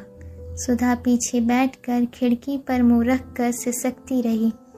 मोटर चल दी। सुधा मुड़कर अपने घर की ओर देख रही थी। बिनती ने हाथ जोड़े तो सुधा चीख कर रो पड़ी, फिर चुप हो गई। स्टेशन पर सुधा बिल्कुल शांत रही। सुधा और कैलाश के लिए सेकंड क्लास में एक बर्थ सुरक्षित था। बाकी लोग ड्योढ़े में थे। शंकर बाबू ने दोनों को उस डिब्बे में पहुंचाया और बोले, कैलाश तुम ज़रा हमारे साथ आओ। मिस्टर कपूर ज़रा बहू के पास आप रहिए, मैं डॉक्टर साहब को यहाँ भेज रहा हूँ। चंदर खिड़की के पास खड़ा हो गया। शंकर बाबू का छोटा बच्चा आकर अपनी नई चाची के पास बैठ गया और उनकी रेशमी चादर से खेलने लगा। चंदर चुपचाप खड़ा था। सहसा सुधा ने उसके हाथों पर अपना मेहंदी लगा हाथ रख दिया और धीमे से कहा, चंदर। चंदर ने मुड़कर देखा तो बोली, अब कुछ सोचो मत, इधर देखो। और सुधा ने जाने कितने दुलार से चंदर से कहा, देखो बिनती का ध्यान रखना, उसे तुम्हारे ही भरोसे छोड़ रही हूँ। और सुनो, पापा को रात को सोते वक्त दूध में ओवल्टीन ज़रूर दे देना। खाने पीने में गड़बड़ी मत करना। यह मत समझना कि सुधा मर गई तो फिर दूध की चाय पीने लगे। हम जल्दी से आ जाएंगे। मम्मी का कोई खत आए तो हमें लिखना। इतने में डॉक्टर साहब और कैलाश आ गए। कैलाश कंपार्टमेंट के बाथरूम में चला गया। डॉक्टर साहब आए और सुधा के सिर पर हाथ रख कर बोले, बेटा, आज तेरी माँ होती तो कितना अच्छा होता। और देख, महीने भर में बुला लेंगे तुझे, वहाँ घबराना मत। गाड़ी ने सीटी दी। पापा ने कहा, बेटा, अब ठीक से रहना और भावुकता या बचपना मत करना, समझी? पापा ने आँख से रुमाल लगा लिया। विवाह बहुत बड़ा उत्तरदायित्व है। अब तुम्हारी नई जिंदगी है। अब तक बेटी थी, अब बहू हो। सुधा बोली, पापा, तुम्हारा ओवल्टीन का डिब्बा शीशे वाली मेज पर है, उसे पी लिया करना। और पापा, बिंती को गांव मत भेजना। चंदर को अब घर पर ही बुला लो। तुम अकेले पड़ गए और हमें जल्दी बुला लेना। गार्ड ने सीटी दी। कैलाश ने जल्दी से डॉक्टर साहब के पैर छुए। चंदर से हाथ मिला लिया। सुधा बोली, चंदर, ये पुर्जा बिंती को दे देना और देखो, मेरा नतीजा निकले तो तार देना। गाड़ी चल पड़ी। अच्छा पापा। अच्छा चंदर। सुधा ने हाथ जोड़े और खिड़की पर टिककर रोने लगी और बार बार आंसू पोंछ पोंछ कर देखने लगी। गाड़ी प्लेटफॉर्म के बाहर चली गई। तब चंदर मुड़ा। उसके बदन में पोर पोर में दर्द हो रहा था। वह कैसे घर पर पहुंचा उसे मालूम नहीं। चंदर को हफ्ते भर तक होश नहीं रहा। शादी के दिनों में उसे एक नशा था जिसके बल पर वह मशीन की तरह काम करता गया। शादी के बाद इतनी भयंकर थकावट उसकी नसों में कसक उठी कि उसका चलना फिरना मुश्किल हो गया था। वह अपने घर से होटल तक खाना खाने नहीं जा पाता था। बस पड़ा पड़ा सोता रहता। सुबह 9 बजे सोता, 5 बजे उठता।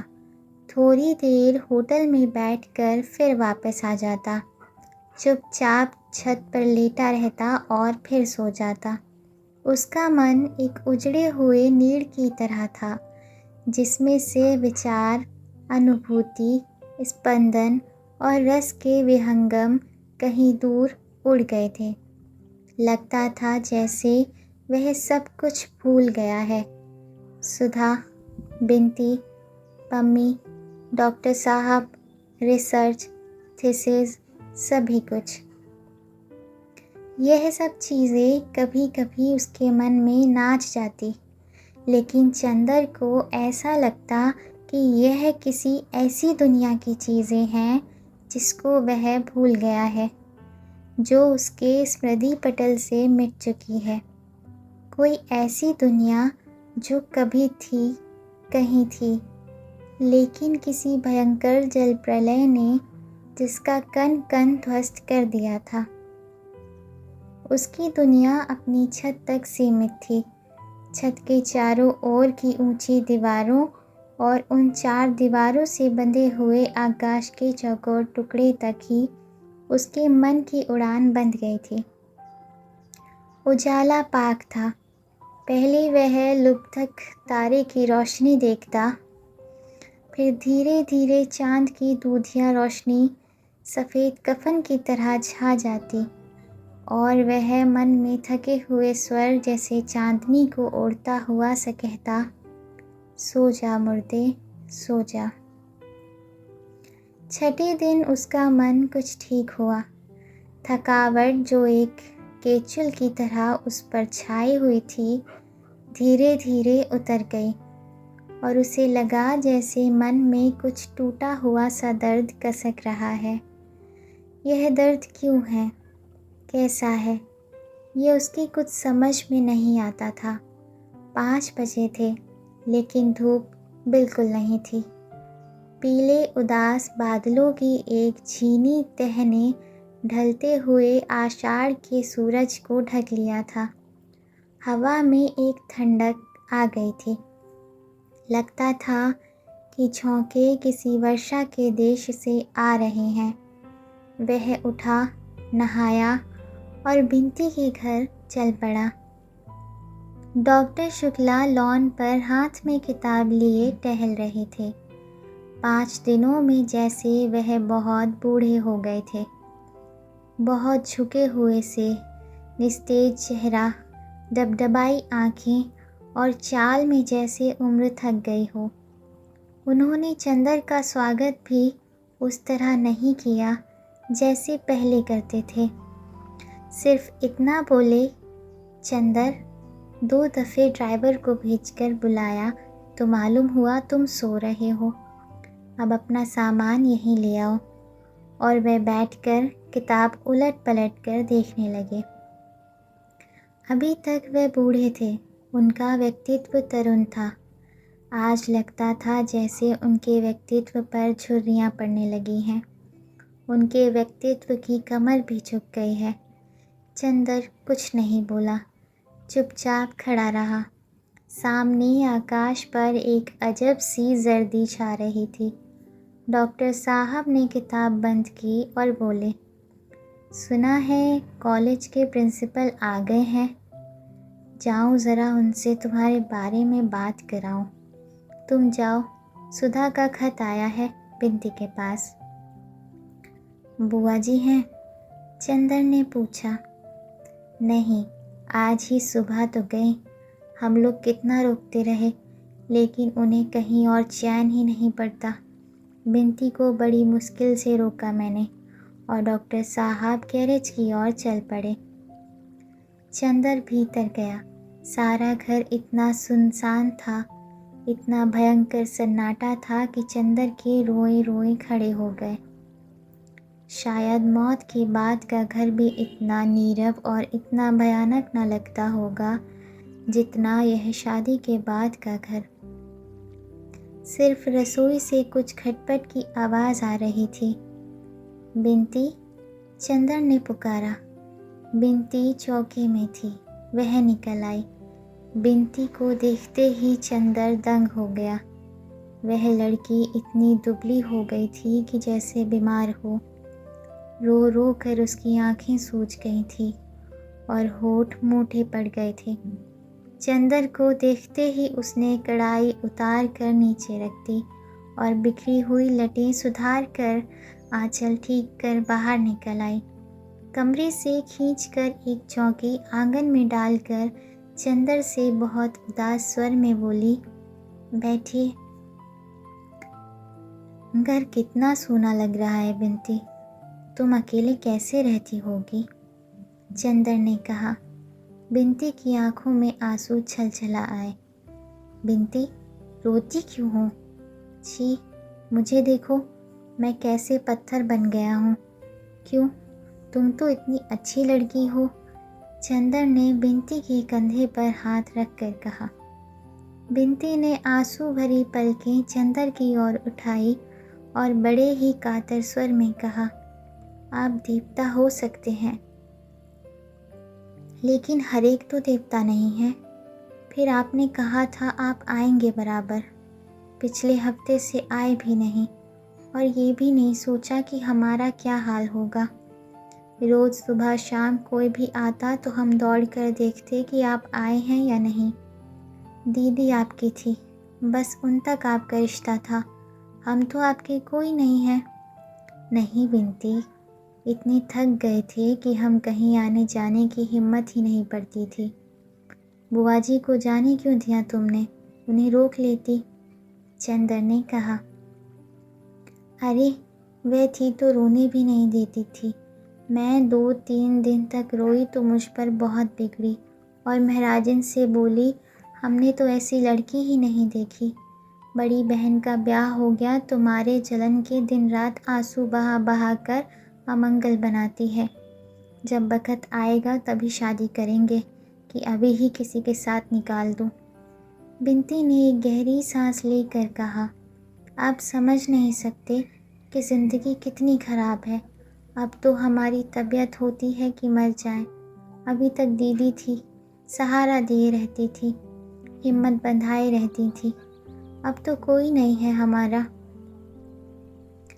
छी, ऐसी बातें नहीं करते बिनती। महीने भर में सुधा आ जाएगी और माँ की बातें क्या बुरा मानना। आप लड़की होते तो समझते चंदर बाबू, बिनती बोली और जाकर एक तश्तरी में नाश्ता ले आई। लो, दीदी कह गई थी कि चंदर के खाने पीने का ख्याल रखना, लेकिन यह किसको मालूम था कि दीदी के जाते ही चंदर गैर हो जाएंगे। नहीं बिनती, तुम गलत समझ रही हो। जाने क्यों एक अजीब सी खिन्नता मन में आ गई थी। कुछ करने की तबीयत ही नहीं होती थी। आज कुछ तबीयत ठीक हुई तो सबसे पहले तुम्हारे ही पास आया बिनती। अब सुधा के बाद मेरा है ही कौन सिवा तुम्हारे। चंदर ने बहुत उदास स्वर में कहा। तभी ना, उस दिन मैं बुलाती रह गई और आप यह गए वह गए और आँख से ओझल। मैंने तो उसी दिन समझ लिया था कि अब पुराने चंदर बाबू बदल गए, बिनती ने रोते हुए कहा। चंदर का मन भर आया था, गले में आंसू अटक रहे थे। लेकिन आदमी की जिंदगी भी कैसी अजब होती है।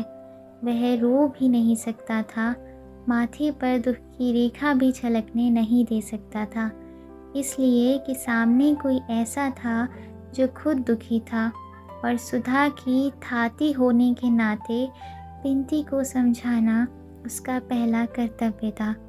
बिनती के आंसू रोकने के लिए वह खुद अपने आंसू पी गया और बिनती से बोला, लो, कुछ तुम भी खाओ। बिनती ने मना किया तो उसने अपने हाथ से बिनती को खिला दिया।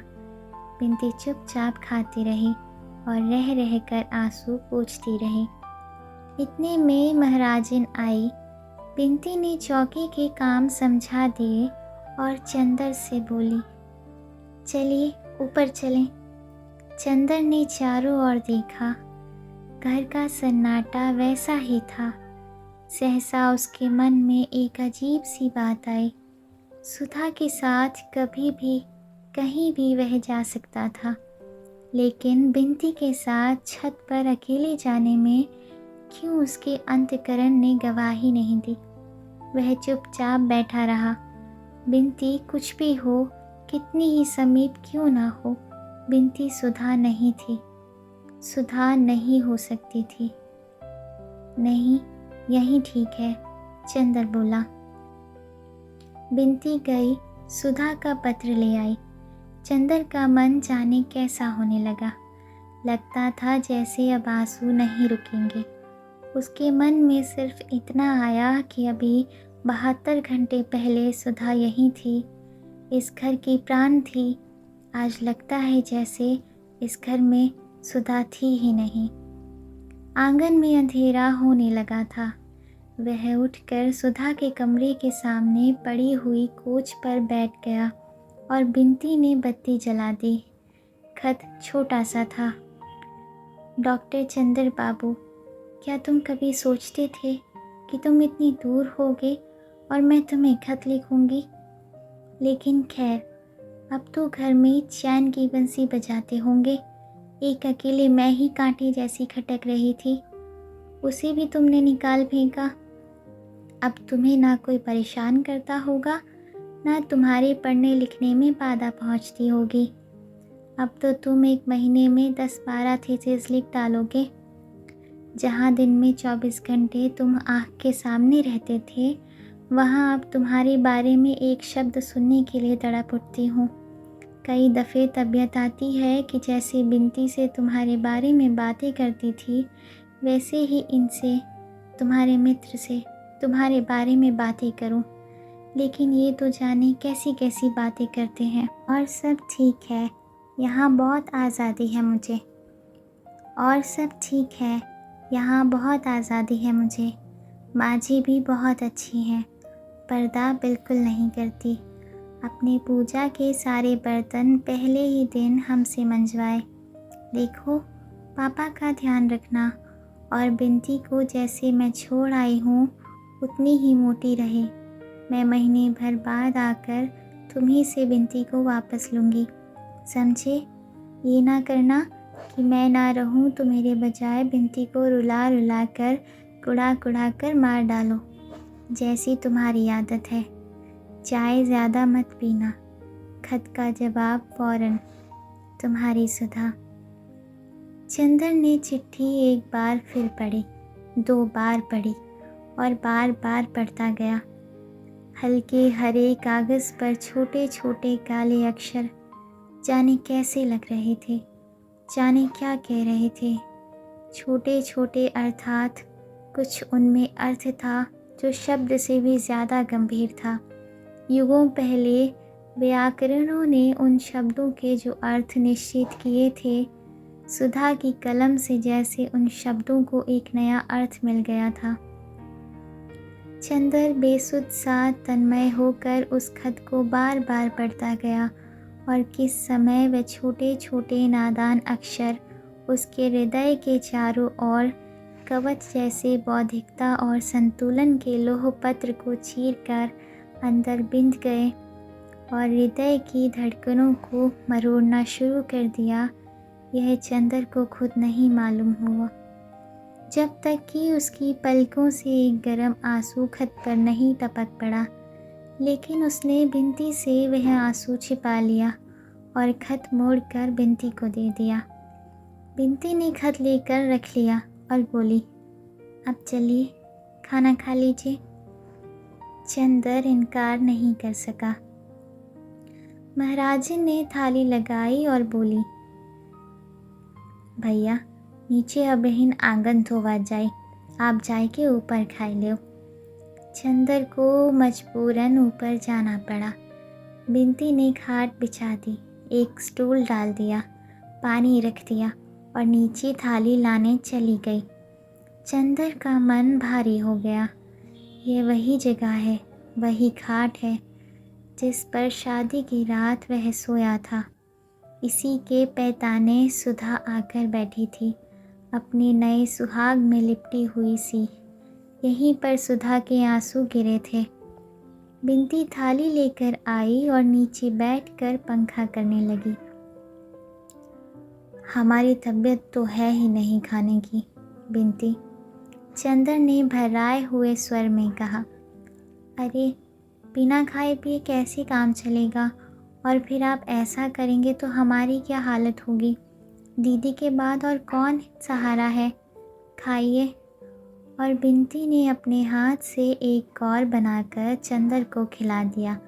चंदर खाने लगा। चंदर चुप था, वह जाने क्या सोच रहा था। बिंती चुपचाप बैठी, पंखा जल रही थी। क्या सोच रहे हैं आप, बिंती ने पूछा। कुछ नहीं, चंदर ने उतनी ही उदासी से कहा। नहीं बताइएगा, बिंती ने बड़े कातर स्वर से कहा।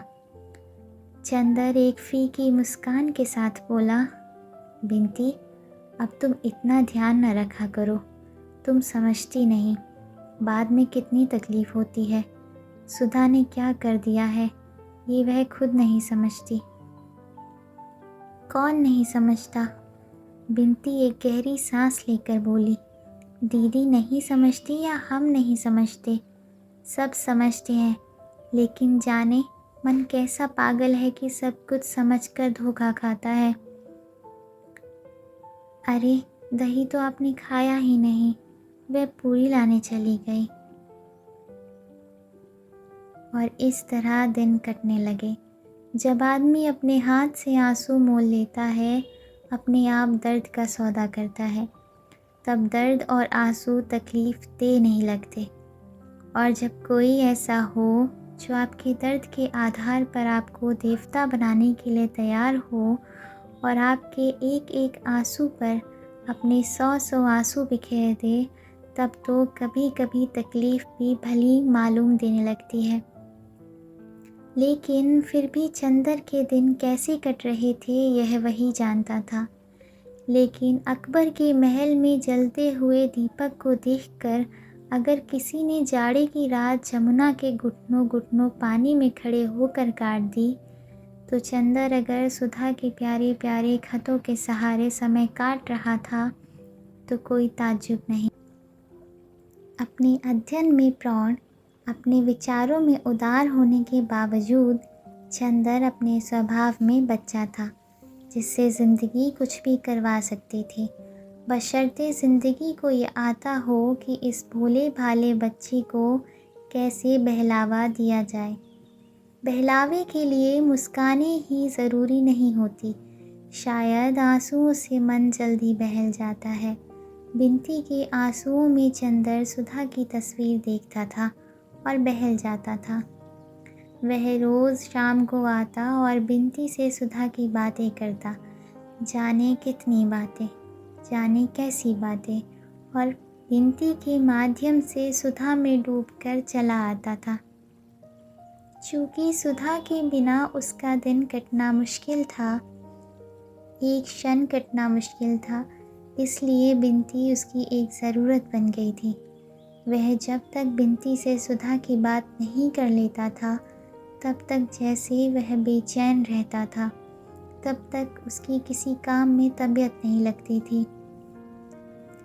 जब तक सुधा सामने रही, कभी भी उसे ये मालूम नहीं हुआ कि सुधा का क्या महत्व है उसकी ज़िंदगी में।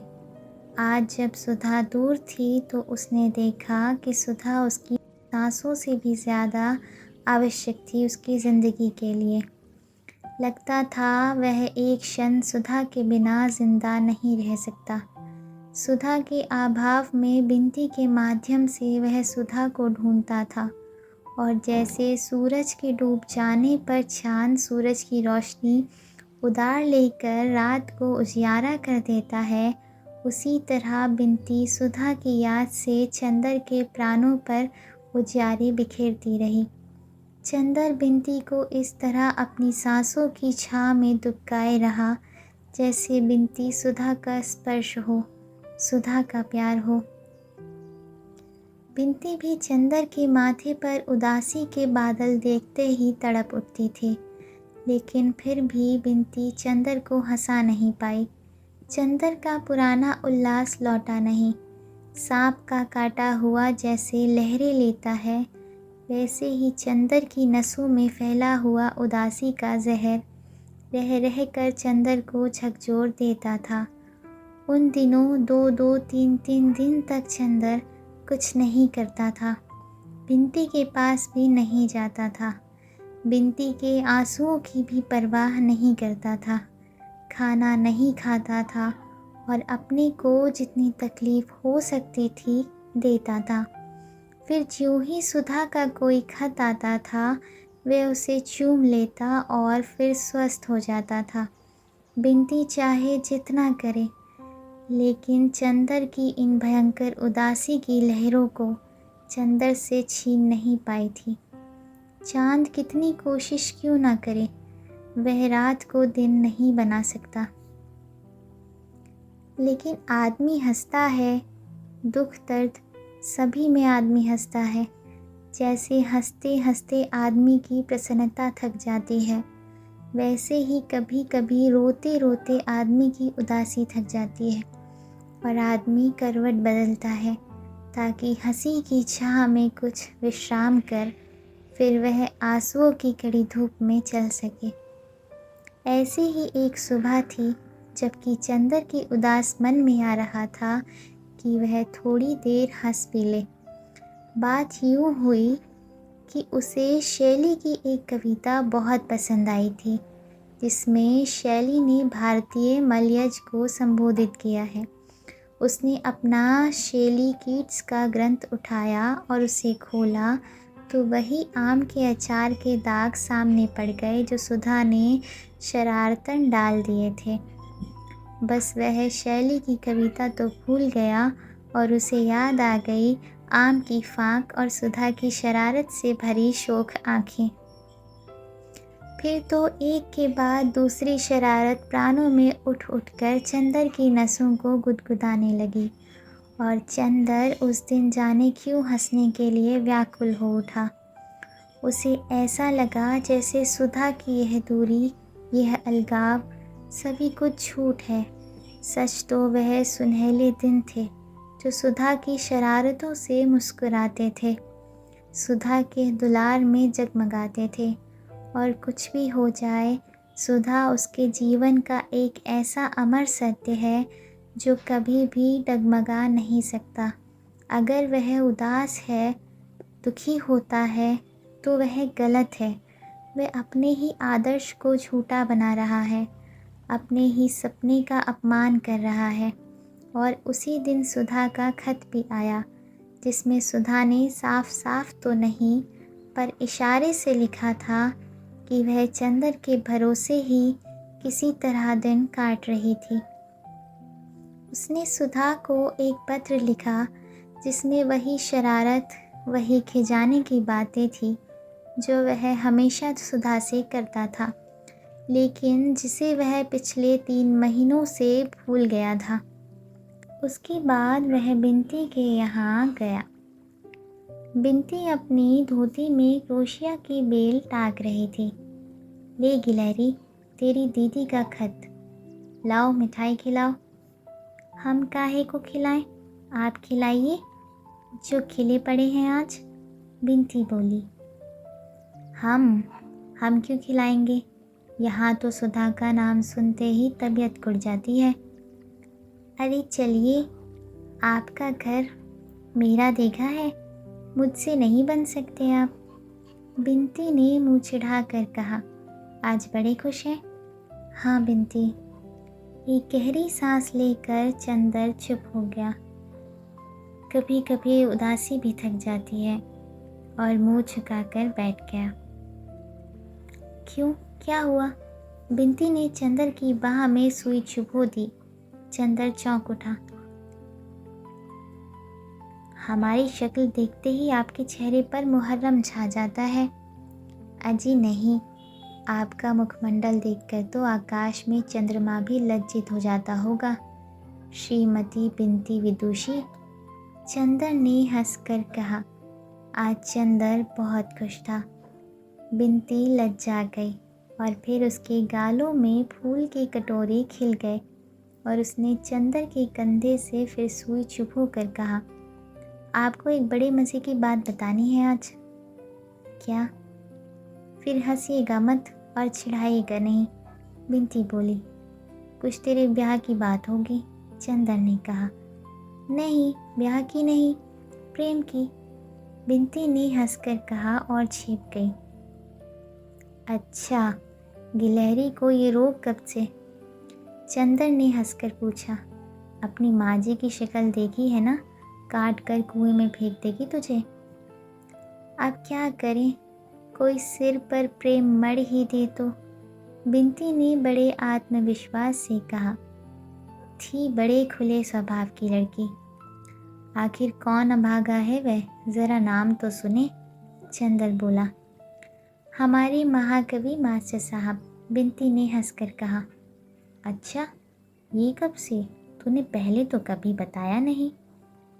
अब तो जाकर हमें मालूम हुआ। पहले सोचा दीदी को लिखते हैं, फिर कहा वहाँ जाने किसके हाथ में चिट्ठी पड़े, तो सोचा तुम्हें बता दें। हुआ क्या आखिर? चंदन ने पूछा। बात ये हुई कि पहले तो हम दीदी के साथ पढ़ते थे, तब तो मास्टर साहब कुछ नहीं बोलते थे। इधर जब से हम अकेले पढ़ने लगे, तब से कविताएं समझाने के बहाने दुनिया भर की बातें करते रहे। एक बार स्कंदगुप्त पढ़ाते पढ़ाते बड़ी ठंडी सांस लेकर बोले, काश कि आप भी देवसेना बन सकती।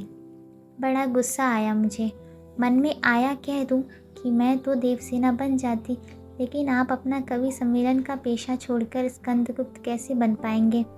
लेकिन फिर मैंने कुछ कहा नहीं, दीदी से सब बात कह दी। दीदी तो है ही लापरवाह, कुछ कहा ही नहीं उन्होंने। और मास्टर साहब वैसे अच्छे हैं, पढ़ाते भी अच्छा है, लेकिन यह फितूर जाने कैसे उनके दिमाग में चढ़ गया। बिनती बड़े सहज स्वभाव में बोली। लेकिन इधर क्या हुआ? चंदन ने पूछा। अभी कल आए, एक हाथ में उनके एक मोटी सी कॉपी थी।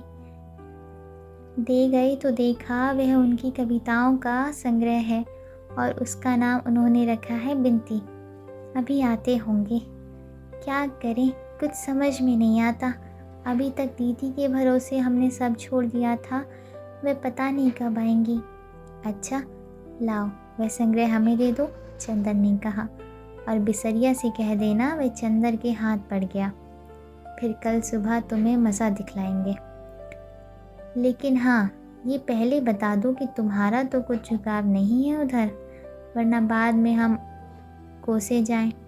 चंदर ने छेड़ते हुए कहा, अरे हाँ, मुसलमान भी हो तो बहना के संग, कवि से प्यार लगाकर कौन बवालत पाले। बिनती ने छेड़ते हुए कहा। दूसरे दिन सुबह पहुंचा तो बिसरिया साहब पढ़ा रहे थे। बिसरिया की शक्ल पर कुछ मायूसी, कुछ परेशानी, कुछ चिंता थी। उसको बिनती ने बता दिया कि संग्रह चंदर के पास पहुंच गया है। चंदर को देखते ही वह बोला, अरे कपूर, क्या हाल है? और उसके बाद अपने को निर्दोष बताने के लिए फौरन बोला, कहो, हमारा संग्रह देखा है? हाँ देखा है, ज़रा आप इन्हें पढ़ा लीजिए, आपसे कुछ ज़रूरी बातें करनी है। चंदर ने इतने कठोर स्वर में कहा कि बिसरिया के दिल की धड़कनें डूबने सी लगी। वह कांपती हुई आवाज़ में बोला, मुश्किल से अपने को संभालते हुए बोला, कैसी बातें कपूर, तुम कुछ गलत समझ रहे हो। कपूर एक उपेक्षा की हंसी हंसा और चला गया। डॉक्टर साहब पूजा करके उठे थे। दोनों में बातें होती रहीं। उनसे मालूम हुआ कि अगले महीने में संभवतः चंदर की नियुक्ति हो जाएगी और 3 दिन बाद डॉक्टर साहब खुद सुधा को लाने के लिए शाहजहांपुर जाएंगे। उन्होंने बुआ जी को पत्र लिखा है कि यदि वह आ जाएं तो अच्छा है, वरना चंदर को 2-3 दिन बाद यहीं रहना पड़ेगा, क्योंकि बिनती अकेली है। चंदर की बात दूसरी है, लेकिन और लोगों के भरोसे डॉक्टर साहब बिनती को अकेले नहीं छोड़ सकते। अविश्वास आदमी की प्रवृत्तियों का जितना बिगड़ता है, विश्वास आदमी को उतना ही बनाता है। डॉक्टर साहब चंदर पर जितना विश्वास करते थे, सुधा चंदर पर जितना विश्वास करती थी, और इधर बिनती उस पर जितना विश्वास करने लगी थी, उसके कारण चंदर के चरित्र में इतनी दृढ़ता आ गई थी कि वह फौलाद बन गया था। ऐसे अवसरों पर जब मनुष्य को गंभीरतम उत्तरदायित्व सौंपा जाता है, तब स्वभावतः आदमी के चरित्र में एक विचित्र सा निखार आ जाता है।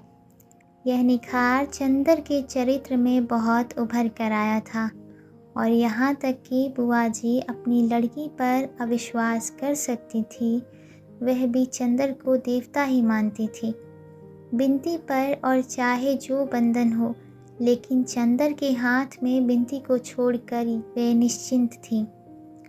डॉक्टर साहब और चंदर बैठे बातें कर रहे थे कि बिनती ने आकर कहा, चलिए मास्टर साहब आपका इंतज़ार कर रहे हैं। चंदर उठ खड़ा हुआ। रास्ते में बिनती बोली, हमसे बहुत नाराज़ हैं, कहते हैं तुम्हें हम ऐसा नहीं समझते थे। चंदर कुछ नहीं बोला, जाकर बिसरिया के सामने कुर्सी पर बैठ गया। तुम जाओ बिनती। बिनती चली गई तो चंदर ने कहा बहुत गंभीर स्वरों में, बिसरिया साहब, आपका संग्रह देखकर बहुत खुशी हुई, लेकिन मेरे मन में सिर्फ एक शंका है, यह बिनती नाम के क्या माने हैं? बिसरिया ने अपने गले की टाई ठीक की। वह गर्मी में भी टाई लगाता था और दिन में नाइट कैप पहनता था। टाई ठीक कर खखार कर बोला, मैं भी यही समझता था कि आपको यह गलतफहमी होगी, लेकिन वास्तविक बात यह है कि मुझे मध्यकाल की कविता बहुत पसंद है, ख़ास तौर में उसमें बिनती प्रार्थना शब्द बड़ा मधुर है। मैंने यह संग्रह तो बहुत पहले तैयार किया था। मुझे बड़ा ताज्जुब हुआ जब मैं बिनती से मिला। मैंने उनसे कहा कि यह संग्रह भी बिनती नाम का है, फिर मैंने उन्हें लाकर दिखला दिया। चंदर मुस्कुराया और मन ही मन कहा, है बिसरिया बहुत चालाक, लेकिन खैर मैं हार नहीं मान सकता, और बहुत गंभीर होकर बैठ गया। तो यह संग्रह इस लड़की के नाम पर नहीं है? बिल्कुल नहीं। और बिनती के लिए आपके मन में कहीं कोई आकर्षण नहीं? बिल्कुल नहीं। छी, आप मुझे क्या समझते हैं? बिसरिया बोला। छी, मैं भी कैसा आदमी हूँ। माफ़ करना बिसरिया, मैंने व्यर्थ में शक किया। बिसरिया ये नहीं जानता था कि ये दाव इतना सफल होगा। वह खुशी से फूल उठा। सहसा चंदर ने एक गहरी सांस ली। क्या बात है चंदर बाबू? बिसरिया ने पूछा। कुछ नहीं बिसरिया, आज तक मुझे तुम्हारी प्रतिभा, तुम्हारी भावना, तुम्हारी कला पर विश्वास था।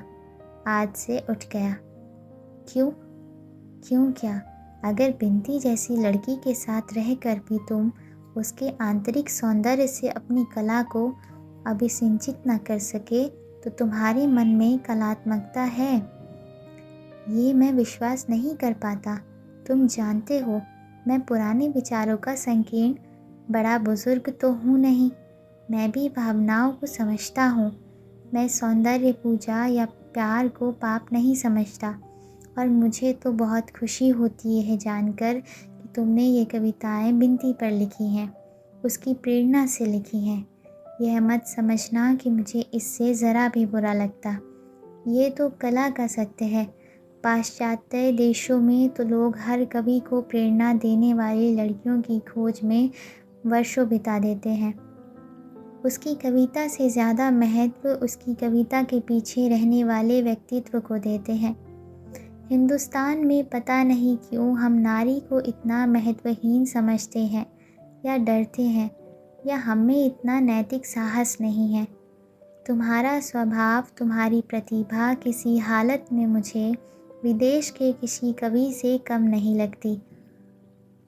मैंने सोचा था, जब तुम अपनी कविताओं के प्रेरणात्मक व्यक्तित्व का नाम घोषित करोगे तो सारी दुनिया बिनती को और हमारे परिवार को जान जाएगी। लेकिन खैर, मैंने गलत समझा था कि बिनती तुम्हारी प्रेरणा बिंदु थी।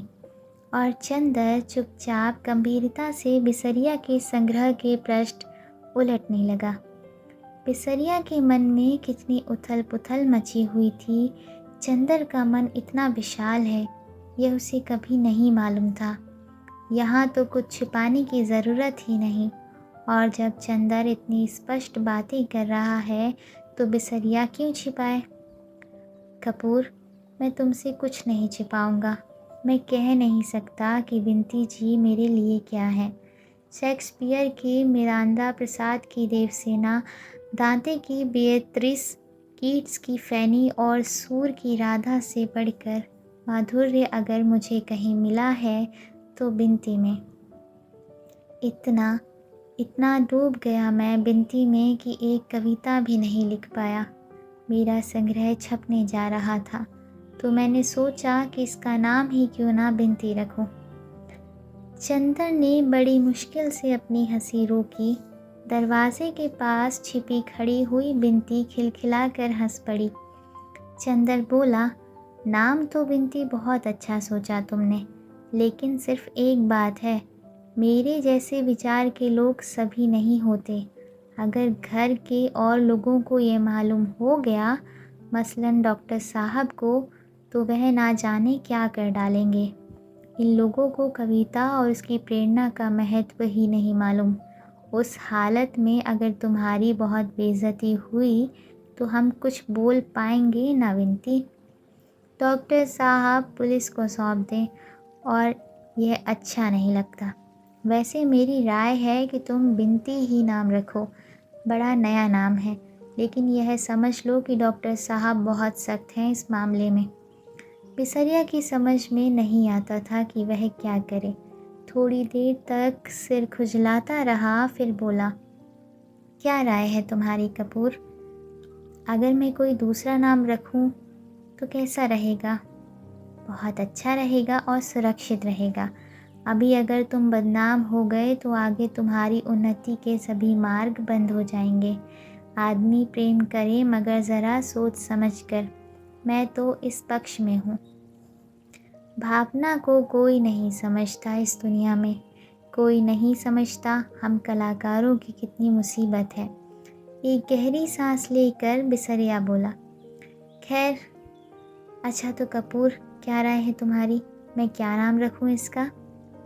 चंदर गंभीरता से सिर झुकाए थोड़ी देर तक सोचता रहा, फिर बोला, तुम्हारी कविताओं में बहुत रस है। कैसा रहे अगर तुम इसका नाम गडेरिया रखो? क्या? बिसरिया ताज्जुब से बोला, हाँ हाँ गडेरिया, मेरा मतलब है गन्ने की गडेरिया। दरवाजे के पीछे बिनती से ना रह गया और खिलखिलाकर हंस पड़ी और सामने आ गई। चंदर भी हंस पड़ा। बिसरिया क्षण भर आँख फाड़े दोनों की ओर देखता रहा। उसके बाद जो ही मजाक समझा उसका चेहरा लाल हो गया। हेड उठाकर बोला, अच्छा आप लोग मजाक बना रहे थे मेरा। कोई बात नहीं, मैं देखूँगा। मिस्टर कपूर, आप अपने को क्या समझते हैं? वह चल दिया। अरे सुनो बिसरिया, चंदर ने पुकारा। वह हंसी नहीं रोक पा रहा था। बिसरिया मुड़कर बोला, कल से मैं पढ़ाने नहीं आ सकता। मैं आपकी शक्ल भी नहीं देखना चाहता। उसने बिनती से कहा। तो मुँह फेर कर पढ़ा दीजिएगा, चंदर बोला। बिनती फिर हंस पड़ी। बिसरिया ने मुड़कर बड़े गुस्से से देखा और पैर पटकते हुए चला गया। बेचारे कवि, कलाकार आज की दुनिया में प्यार भी नहीं कर पाते, चंदर ने कहा, और दोनों की हंसी बहुत देर तक गूंजती रही।